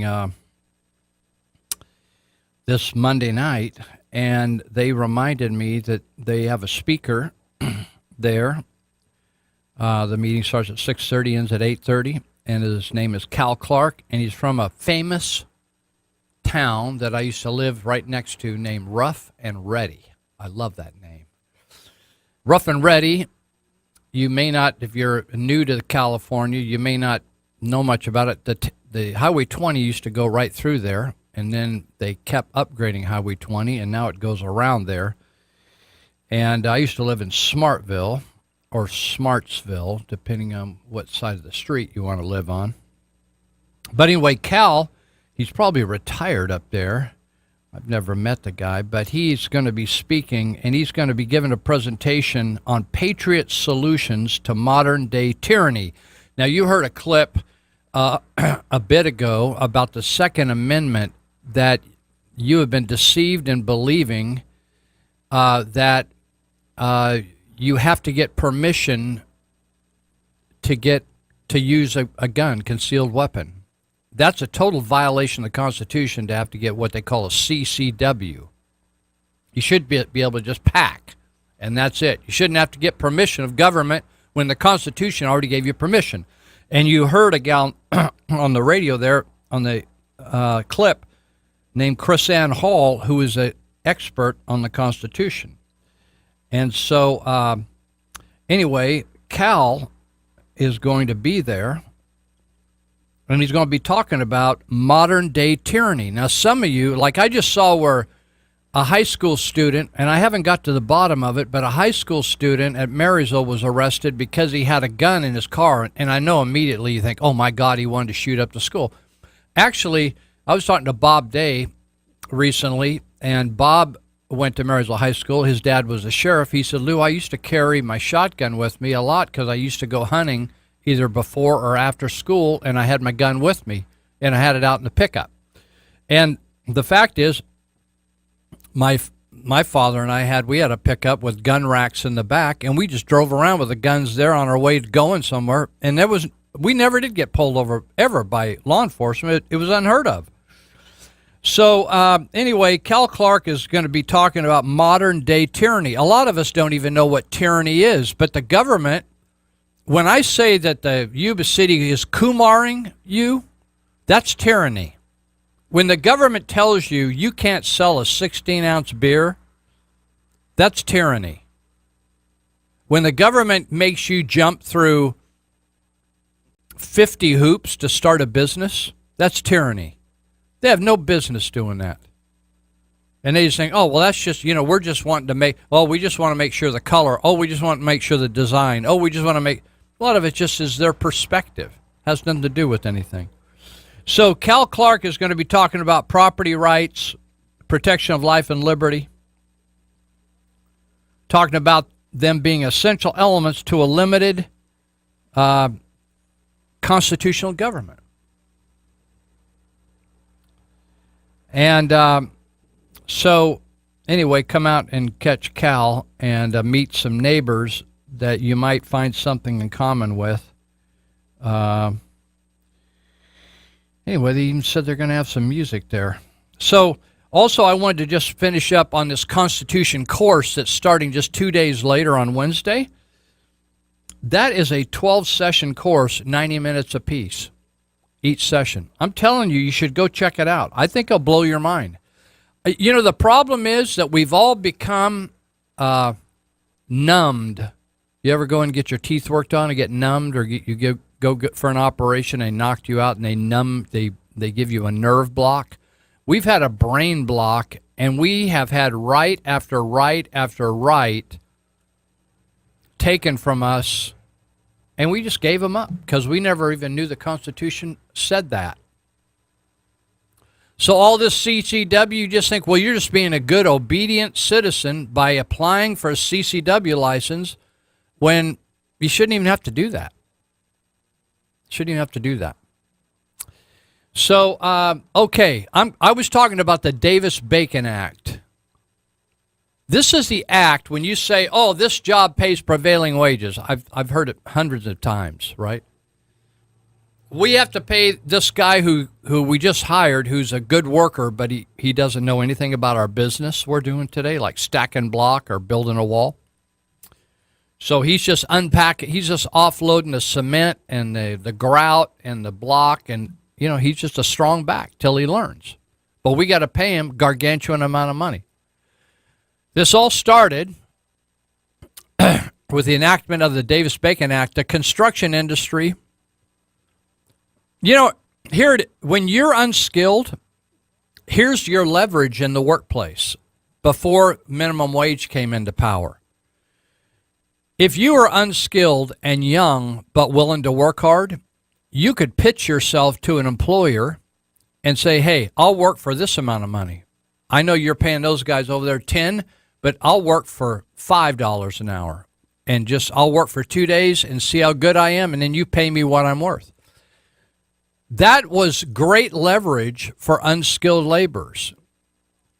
Or if you had a construction crew of black people in the late 1800s, early 1900s, who really knew how to do a certain task and got it done quickly and lots cheaper than the white crew. People, at the end of the day, people would hire the black crew because they wanted that job done well and done cheaper, right? So the construction industry back in the day, after slavery was ended, the legal slavery, the construction industry offered a huge opportunity for blacks that had been used to working in the fields, right? The same way you see now when in the 1960s, when I started working in farm labor, I worked with, it was about 99% Hispanic. But today, more and more Hispanic are working in the construction industry, right? They like that, and they're making more money. So in the South, there was a huge growth in black contractors and black construction workers. In at least 6 southern cities, more than 80% of unskilled construction workers were black. Blacks also represented a disproportionate number of unskilled construction workers in the North. So they were migrating north. And they were also, they were getting hired because they were hard workers. They weren't journeymen at any particular skill, a lot of these folks, but they needed unskilled. On any construction site, there is maybe they were just driving truck or driving a horse and wagon, but they needed that done. And so the blacks all of a sudden realized they moved out of the cotton fields and tobacco fields, and they thought, hey, this is good work. We make more money, and we're learning a trade. right? Now, this demographic change in the labor force occurred despite the fact that most construction unions were white-only unions, right? This is now Jim Crow laws, so they were white-only unions. And blacks face widespread discrimination in licensing, trying to get a contractor's license, and if they wanted to go get vocational training. They'd say, we don't train blacks. But the blacks were learning anyway on working moonlighting jobs and doing all kinds of things, and they were training each other.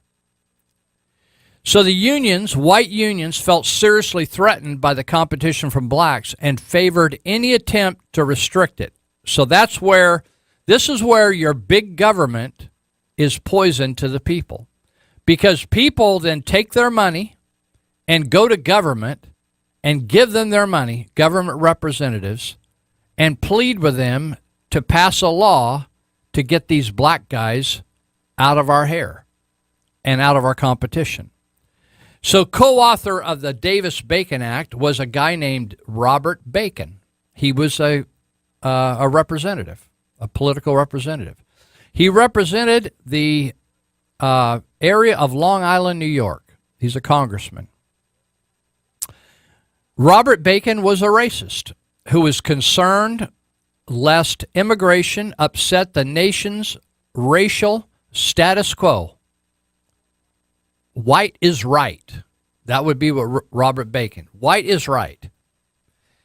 In 1927, Bacon introduced H.R. 17069, a bill to require contractors and subcontractors engaged on public works of the United States to comply with state laws relating to hours of labor and wages of employees on state public works.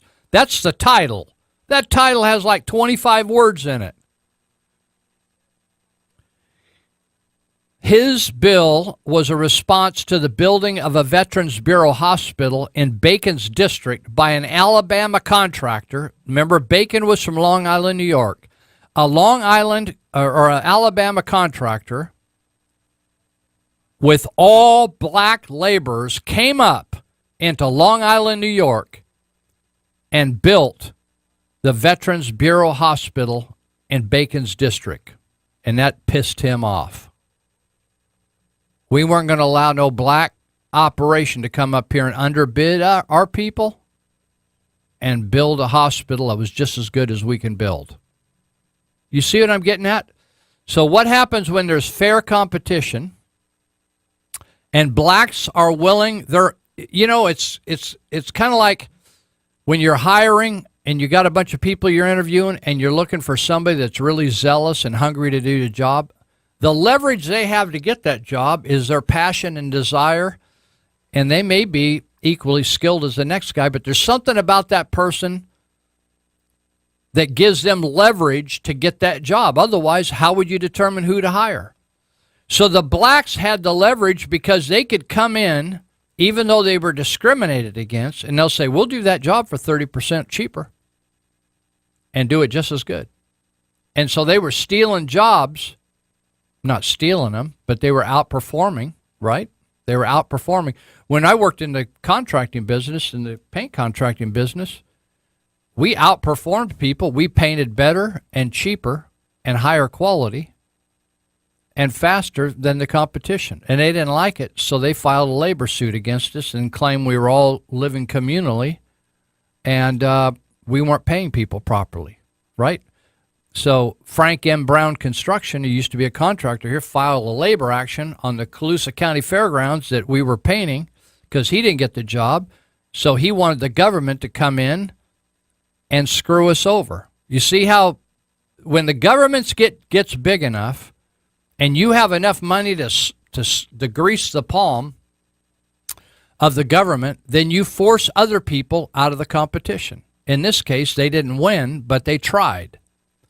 So when the black Alabama construction firm with all black employees, not because they wouldn't hire white, but because they were good workers and probably whites didn't want to join that contracting firm. They came up and outbid. They came all the way from Alabama to New York. I want you to think about this. This is in the 1920s. So another representative, another congressman, William Upshaw, understanding the implications of Bacon's proposal, he kind of took him to task. But over the next 4 years, Bacon submitted 13 bills. You know, have you ever noticed that when a bill gets defeated, they just keep introducing the same bill over and over and over again, different ways? Over the next 4 years, Mr. Racist Robert Bacon submitted 13 more bills to regulate labor on federal public works contracts, but it also affected state contracts, as you saw in the title that I almost ran out of air telling you. Finally, the bill submitted by Bacon and Senator James Davis, which created the bill, the Davis-Bacon Act, was passed in 1931 at the height of the Depression with the support of the American Federation of Labor. There's your union, the white union, the racists. You remember, and it's interesting to me how the blacks and all the unions are all together in the Democrat Party, but it was the unions who hated the blacks. The act required that contractors working on federally funded project over $5,000, now it's down to $2,000, I think, pay their employees a prevailing wage. The law was amended in 1935 to reduce it to $2,000, but the prevailing wage was almost universally determined to be the amount of the union wage.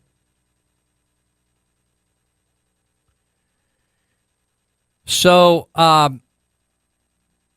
the debate over Bacon's bills betrayed the racial animus that motivated passage of the law. Congressman John Cochran stated, "I have received numerous complaints in recent months about Southern contractors employing low-paid, colored mechanics, getting work and bringing the employees from the South." In other words, the government wanted to control what people were paid.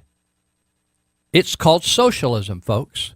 When the government controls how everything runs, that's called socialist. Free enterprise is where people determine what they want to pay their people. You have an employer and employee make a mutual agreement, whether it's minimum wage. There is no minimum wage. It's whatever the wage they want to work together, and if everybody's happy, they pay it.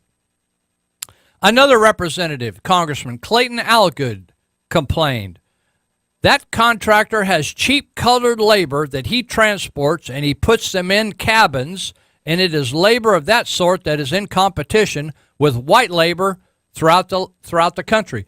Now, you know, when we ran a commune and we were competing with these other contractors, we had a paint contracting firm. We just outperformed them because we work smarter and cheaper.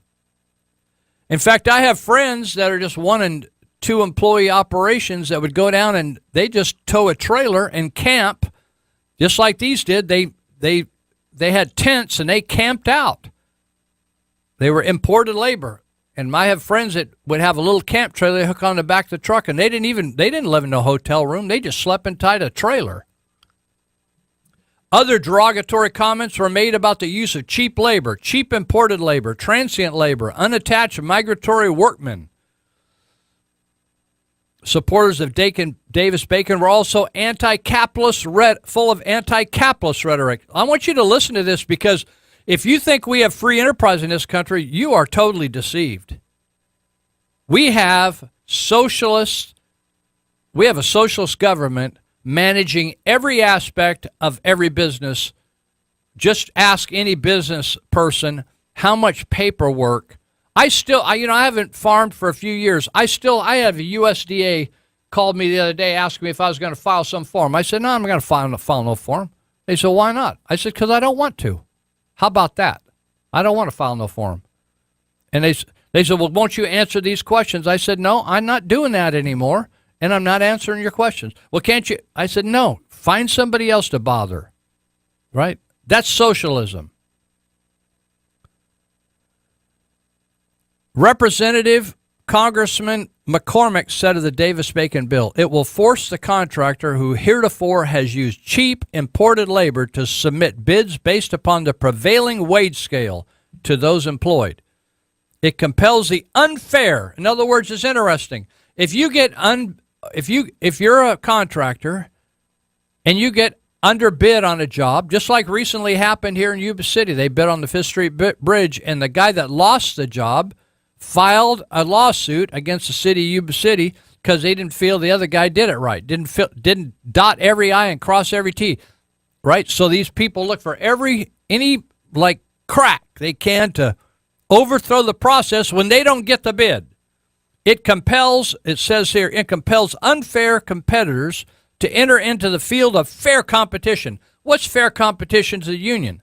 That means everybody joins a union and they control everything and they set all the wages. That's fair to them. This rhetoric of fairness dominates much of the contemporary debate over Davis-Bacon today. So when you hear terms prevailing wage, federal job, state job, school job, and you wonder why we're broke in our community, and they say, well, you're just not paying enough taxes. That is BS.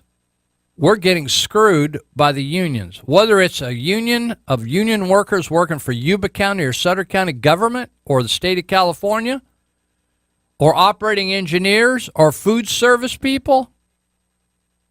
We're getting ripped off. The impact is huge. This is in the 1990s. At least $1 billion in extra federal construction costs and $100 million in administrative expenses each year just because of the Davis-Bacon Act. Industry compliance cost $190 million per year. If the act were repealed, it would automatically create an estimated 31,000 new construction jobs, most of which would go to members of the minority groups, unskilled, because they're needed. Unskilled laborers are needed by construction. They always have been, but they eliminate them, a lot of them, because if you're going to pay a guy $21 an hour, $24 an hour, you're going to hire a guy that's got some skill to pick up and throw boards garbage in a dumpster. If you're gonna pay him that, you're gonna pay a guy that you can always also use to lay block. We need to take a break. We're gonna take a break. We're gonna finish this thing. We got 30.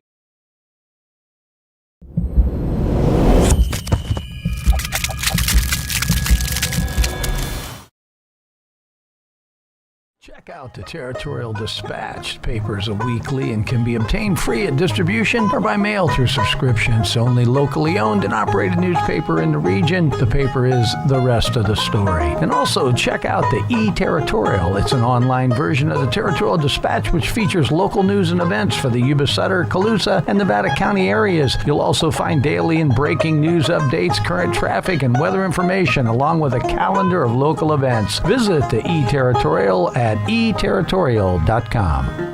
The drafters of the Second Amendment were very clear as to the purpose and intent of the Second Amendment. They wrote reams and reams about it. History has given George Mason the title of the father of the Bill of Rights. George Mason spoke extensively on the right to keep and bear arms. During the ratification debates, Mason explained that we must have the Second Amendment to keep the government from disarming us and enslaving us. He explained that the only way that would be possible was if the whole body of the people possessed arms. Richard Henry Lee, drafter of the Lee Resolution of 1776, establishing our independence from Great Britain, and delegate to the Constitutional Convention of 1787, explained this necessity of our essential rights so very succinctly when he said, "It is essential to preserve liberty that the whole body of the people always possess arms and be taught alike, especially when young, how to use them." If something is essential, you cannot do without it. And if you are always doing something, there is never a time when you are not doing it. Lee wanted us to know today that if we are not packing every day, we are not preserving liberty. How do you ensure that the government of the future will not disarm, oppress, or deny your children of their essential rights? According to Lee, you must train up your children on how to keep and bear arms so they will never be enslaved. We're talking about the racism of the Democrats and the unions in creating the Davis-Bacon Act, which created the whole concept that if you want to work on any government job, like we just talked about this article about counties opposing this new contracting bill where they contract out work for the government, they have to go through a whole process of essentially using unions. And so this whole process of unionizing was simply expanding government where the government is just one big union. It's kind of like communism, where everybody just works for the government and you're guaranteed a wage no matter how hard you work, et cetera, et cetera. Now, way back an hour or so ago, we were supposed to run a clip that I kept losing my mind and lost the clip in my memory. But I want to play a clip for you that happened just up the road from us. On the clip, they refer to it as the county of Tehama. It's actually Tehama, as we pronounce it, although it looks like it should be pronounced Tehama. But it's Tehama County. It's a farmer up there, and you've seen fields that have been left fallow, where it just looks like old wheat or old weeds, and then they after it lays fallow for a while, they disc it. This guy did that. He owned the property. He went and disked the property to plant wheat, and the Obama administration, Environmental Protection Agency, filed a lawsuit against him, and he is totally getting ripped off. So let's listen. This morning, President-elect Donald Trump officially named his pick to lead the U.S. Environmental Protection Agency, Oklahoma Attorney General Scott Pruitt. The swearing-in ceremony took place in the White House Treaty Room, with Supreme Court Justice Samuel Alito administering the oath. Trump's EPA chief came into office determined to end what he dubbed the agency's anti-energy agenda by loosening requirements on carbon emissions and eliminating land use restrictions. Pruitt has set out to transform the agency he leads perhaps to a greater extent than any of Trump's other cabinet appointees. We as an agency and we as a nation can be both pro-energy and jobs and pro-environment. One of his biggest targets?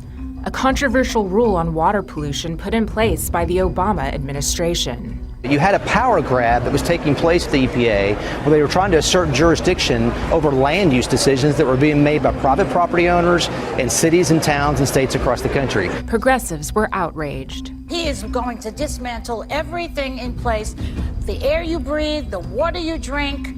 To understand why property rights advocates applauded Pruitt's move, consider the case of fourth-generation farmer John Duarte, who's fought a protracted and costly legal battle with federal regulators over how to till his 450-acre farm in Tehama County, California. If the government can do this to us, there's no family in America who can farm their land without concern the government can come onto their property and take everything they own.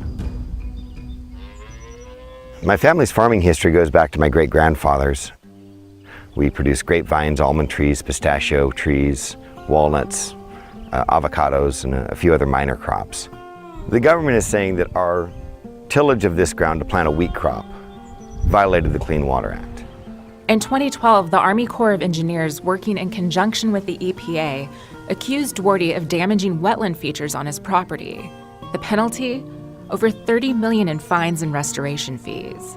But getting permission before plowing wasn't really an option. The average time to obtain a Clean Water Act permit is close to 2 years. And the average cost just to hire the consultants and do the studies to get permits approaches $250,000. Attorney Anthony Francois with the Pacific Legal Foundation represented Duarte in his case against the government. Clearly, if you had to undertake that kind of cost and time just to get the necessary permit to plow your fields every year, you're not going to grow a lot of food. Duarte's trouble stemmed from a provision in the Clean Water Act known as the Waters of the United States Rule that was meant to better protect large bodies of water by regulating use of the streams, ponds, and ditches that flow into them. But in a power grab by agency bureaucrats, Obama's EPA expanded the power granted by this provision, using it as license to micromanage private land use to the point of absurdity.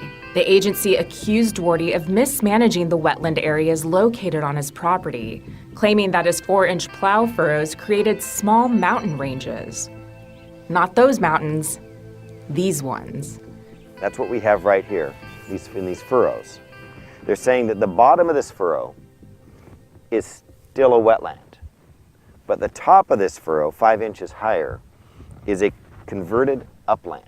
Attorney generals from 31 states, including Pruitt, challenged the Obama administration's overreach on the Clean Water Act. The broad trend of environmental regulation during the Obama administration was to use the coercive threat or reality of regulation simply to try to shut down entire industries and entire types of economic activity.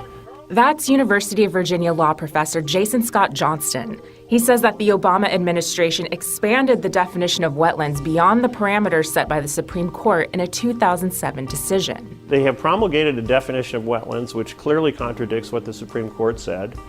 They're going to go out and regulate things that they consider to be wetlands, even though this court has said they're not. EPA's so-called Waters of the United States rule is one of the worst examples of federal regulation, and it has truly run amok. The Trump administration has started the process of repealing the rule, but faces multiple legal hurdles, and getting it off the books could take several years. Faced with millions of dollars in fines, Duarte settled his case in August for $1.1 million. He hopes Pruitt's focus on regulatory rollback will restore the property rights of farmers. We become peasants, where these federal prosecutors can come in like the sheriff of Nottingham, decide for themselves what they think a family can pay, decide for themselves if they want to destroy a family and take their land away. If the federal prosecutors can come on this farm with this set of facts, there is no farm in America that is safe from this kind of prosecution. So I want you to just think about that. That furrow, in other words, if you're up here in Northern California, you see farmers every single day tilling their property. He's saying that by the low part of the tilling area, the bottom of the furrow, they call that a wetland, and the upper part of the furrow an upper land or something like. Honestly, people, what he said at the end about the government treating you as peasants, that's how people like Scott Mitnick and the supervisors treat you and me, and people like Darren Gale telling you whether you can sell a beer or not, whether you can hang a sign in front of your store or on the window, where you can put a state lottery sign out at the curb of your property, but you can't put a sign out like it says fresh sandwiches. You can put a lottery sign there because it's a state sign, but you can't put a sandwich sign out there. You know, people, we have just come to accept this overrunning and abuse and bullying where the county administrator can call an elected official and then try to intimidate him on what he talks about on the radio. You know, people, the only way that's going to stop is tell people to shove it, right? And mean it. And then pay the penalty for the fight that ensues afterwards. When blacks say that there's institutional racism, there is. It's done by unions and the government of the United States of America. So today, because of the Davis-Bacon Act, for instance, the racial difference in unemployment rates is especially pronounced in construction industry. You say, well, that's because blacks aren't trained. No, we're talking about blacks involved in contracting. 26.8% in 1992. Agreed, it's a few years ago now, but look at it. 1992, 26.8% of blacks that are construction skilled, they're working in the industry, were jobless, unemployed, compared to only 12% of whites. I want you to think about that. That's a racist industry right there. So what we have, people, you know, when you think about this upcoming meeting with the Sutter Buttes Tea Party patriots talking about the tyranny, and you think, oh, tyranny, that's kind of an intense word. Are you sure we got tyranny? We got tyranny. We got tyranny. You've just become used to it. When the lady that we had on here twice, Chrisanne Hall, talking about Second Amendment and talking about the Founding Fathers to train all your young people how to use weapons because they're going to need it, not for hunting, not for defending themselves against sexual assault, but against people like Darren Gale, government officials who are way, they totally just, you know something? Here's what's really disappointing to me. The city council of Yuba City laughs about Kumar. They joke about it. It's a mockery. They just mock him. Oh, he's just a raghead from Pakistan that's trying to sell.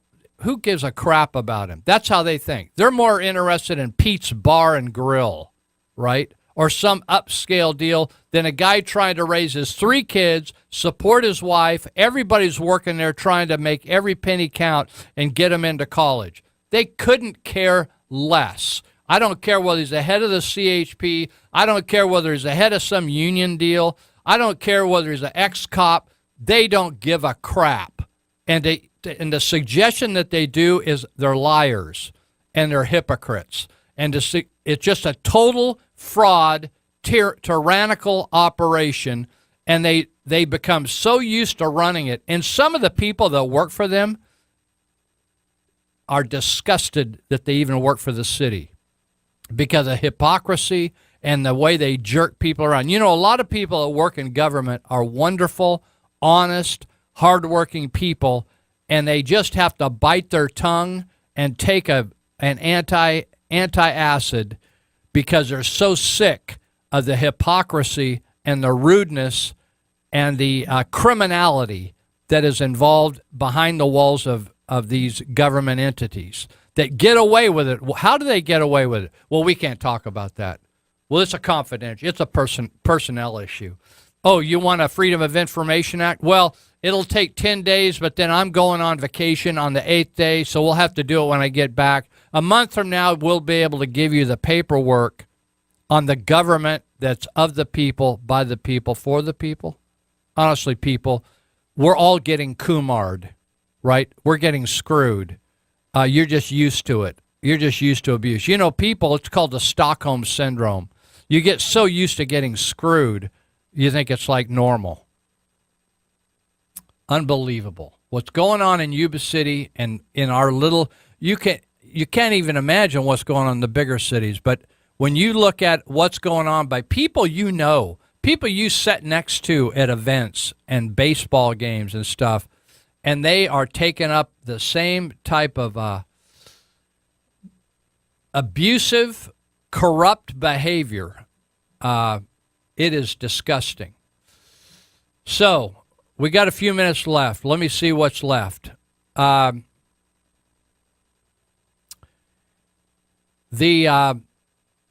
state of Jefferson are still fighting their court battle. That's called the Citizens for Fair Representation lawsuit. It's still going forward. It's slow. It's expensive. They're fighting for the right of every county to at least have one senator. The fact is that if you live in the northern state, Tehama, Colusa, Glenn, Butte, Siskiyou, Trinity, Del Norte, Mendocino, Calaveras, we are so underrepresented that it doesn't matter if 100% of all voting citizens in the North State 24 counties of the 58, if we all agreed on the same thing, if we had all our senators and congressmen at the state level agree on the same thing, we would still get voted against it if just Los Angeles County voted against us. You see the problem? And so this fight, which they're hoping to get before the Supreme Court of the United States, will again reinstitute the giving counties voting power that have now lost all their voting power, because it's what they call one person, one vote. And they think that's fair. It's kind of the same argument that Hillary Clinton and people are saying we need to get rid of the Electoral College. It's the concept that the United States, that America was created, and then they came up with these concepts of states versus just the opposite, where they had colonies who became states, and then they decided, let's work together. When the West was developed, somebody just didn't come over here and say, let's start a state. No, what happened is they set up little settlements, little villages, little cities, and then they created a region like a county.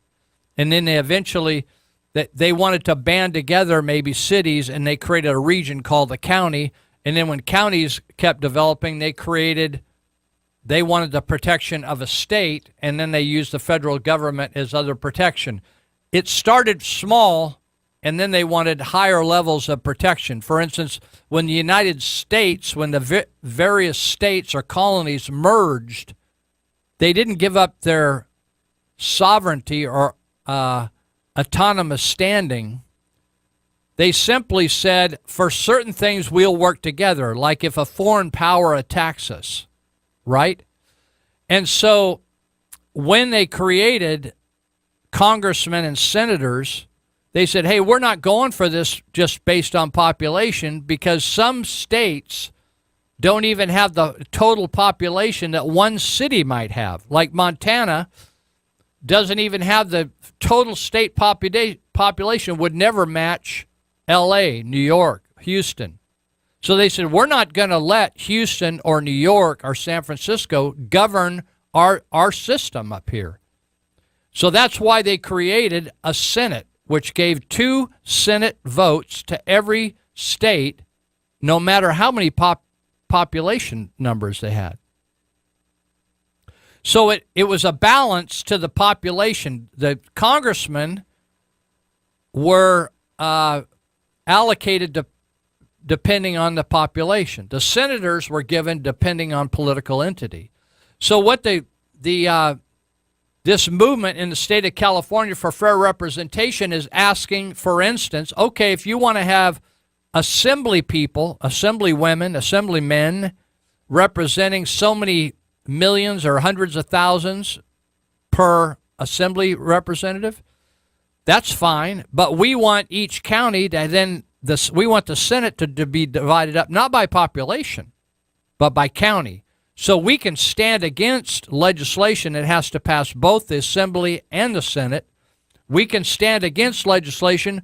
If we don't like something that L.A. wants, then Yuba County Senator and Sutter County Senator and 24, 25 senators up north here could all vote against it and put a stop to it. You see what I'm saying? But if both the Senate and the Assembly in the state of California are all by population, the urban areas that have urban problems are going to make decisions over the rural areas that have rural problems. It's a screwed up situation, but it needs to be corrected by the Supreme Court. That's one of the steps that the movement of Jefferson is trying to take.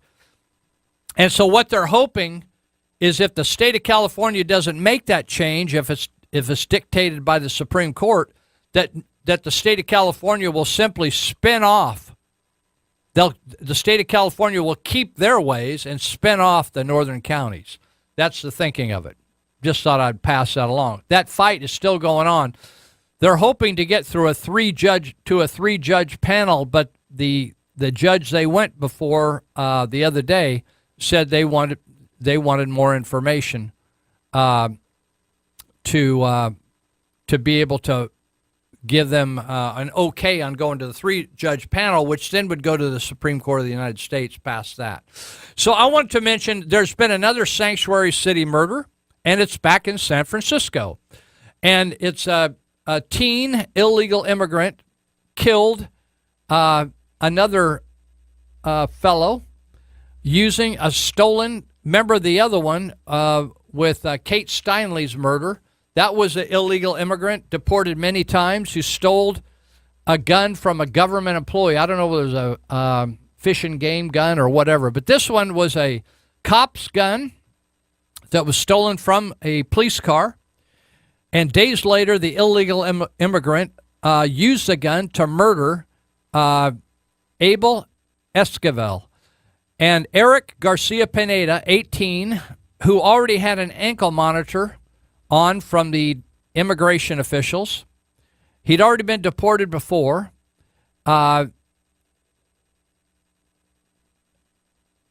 then after the murder, Pineda again was arrested and detained for unrelated battery charge. This is an unbelievable story, but it's just more and more of the same. Pineda, according to NBC News, was attempting to obtain asylum in the U.S., claiming he was under threat of the MS-13 gang. Honestly, people, the folks that are running the state of California are nuts, are totally, they're crazy. In fact, I don't know whether you know this Becerra, Xavier Becerra, who's now our Attorney General. When he was the head of the Democrat caucus in the Congress of the United States, he's caught up in these Muslims that were handling the IT work with Debbie Wasserman Schultz. Remember her, head of the Democrat Party? She got the Awan family. There's 3 brothers that ended up having IT access to the most sensitive matters in the United States government. These guys are Pakistani Muslims. And they were billing, double billing, triple billing, quadruple billing. They were doing work that they never did. They were billing for work that they never accomplished. They were hiring other people that didn't have clearances. They were trying to smuggle hundreds of thousands of dollars out of the country. They were involved in illegal real estate activities.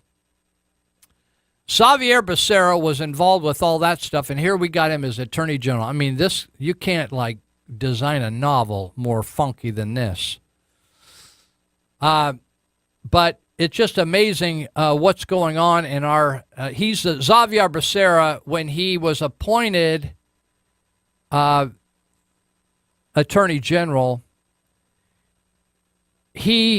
Remember, he was the one after Trump was elected that he said, we're going to kick your rear, all that kind of gang trash talk. And yet he is the guy, along with the rest of them at the state level, Lara, De Leon, all these guys that are saying we're going to have a sanctuary state and we're going to protect these people they're killing Americans. Unbelievable, right? It's unbelievable. Well, we're coming down to the last couple minutes. So let me just remind you, let me do this. I'll give you a pitch. If you have a teenager that wants to take the course, the Constitution course at Glad Tidings, I'm telling you, if I had a kid that was interested in going into law, becoming a lawyer, or working in government, or being in politics, I would want them to take that course. And if you have a youngster, a student, and you want to take the course and get the manual, I'll pay for your manual, $45. I'll reimburse you if you get the manual and complete the course. I'll pay you back if you complete the course. I'm not going to front you the money, but I will reimburse you for the manual. And if you take the course, complete the course, and buy the manual, right? So that's Wednesday night, and so you ought to go check it out. And so Monday night you can go to the Tea Party meeting at 6:30 and hear Cal from Rough and Ready talk about tyranny, and it'll probably going to blow your hair back because you don't even know how you're getting ripped off. And then you can hook in with, call Tammy Reichard at 701-2845 and hook up for the Constitution class starting Wednesday at 6:30. It'll be awesome. It's a great room. I've sat many classes in that room. It's great facilities. They'll probably have some refreshments. And if you've got a youngster, high school, college-age kid, and you want to take that course, I will reimburse you the $45 you finish the course. Right? And, hey, if you want to help tip, it's very simple.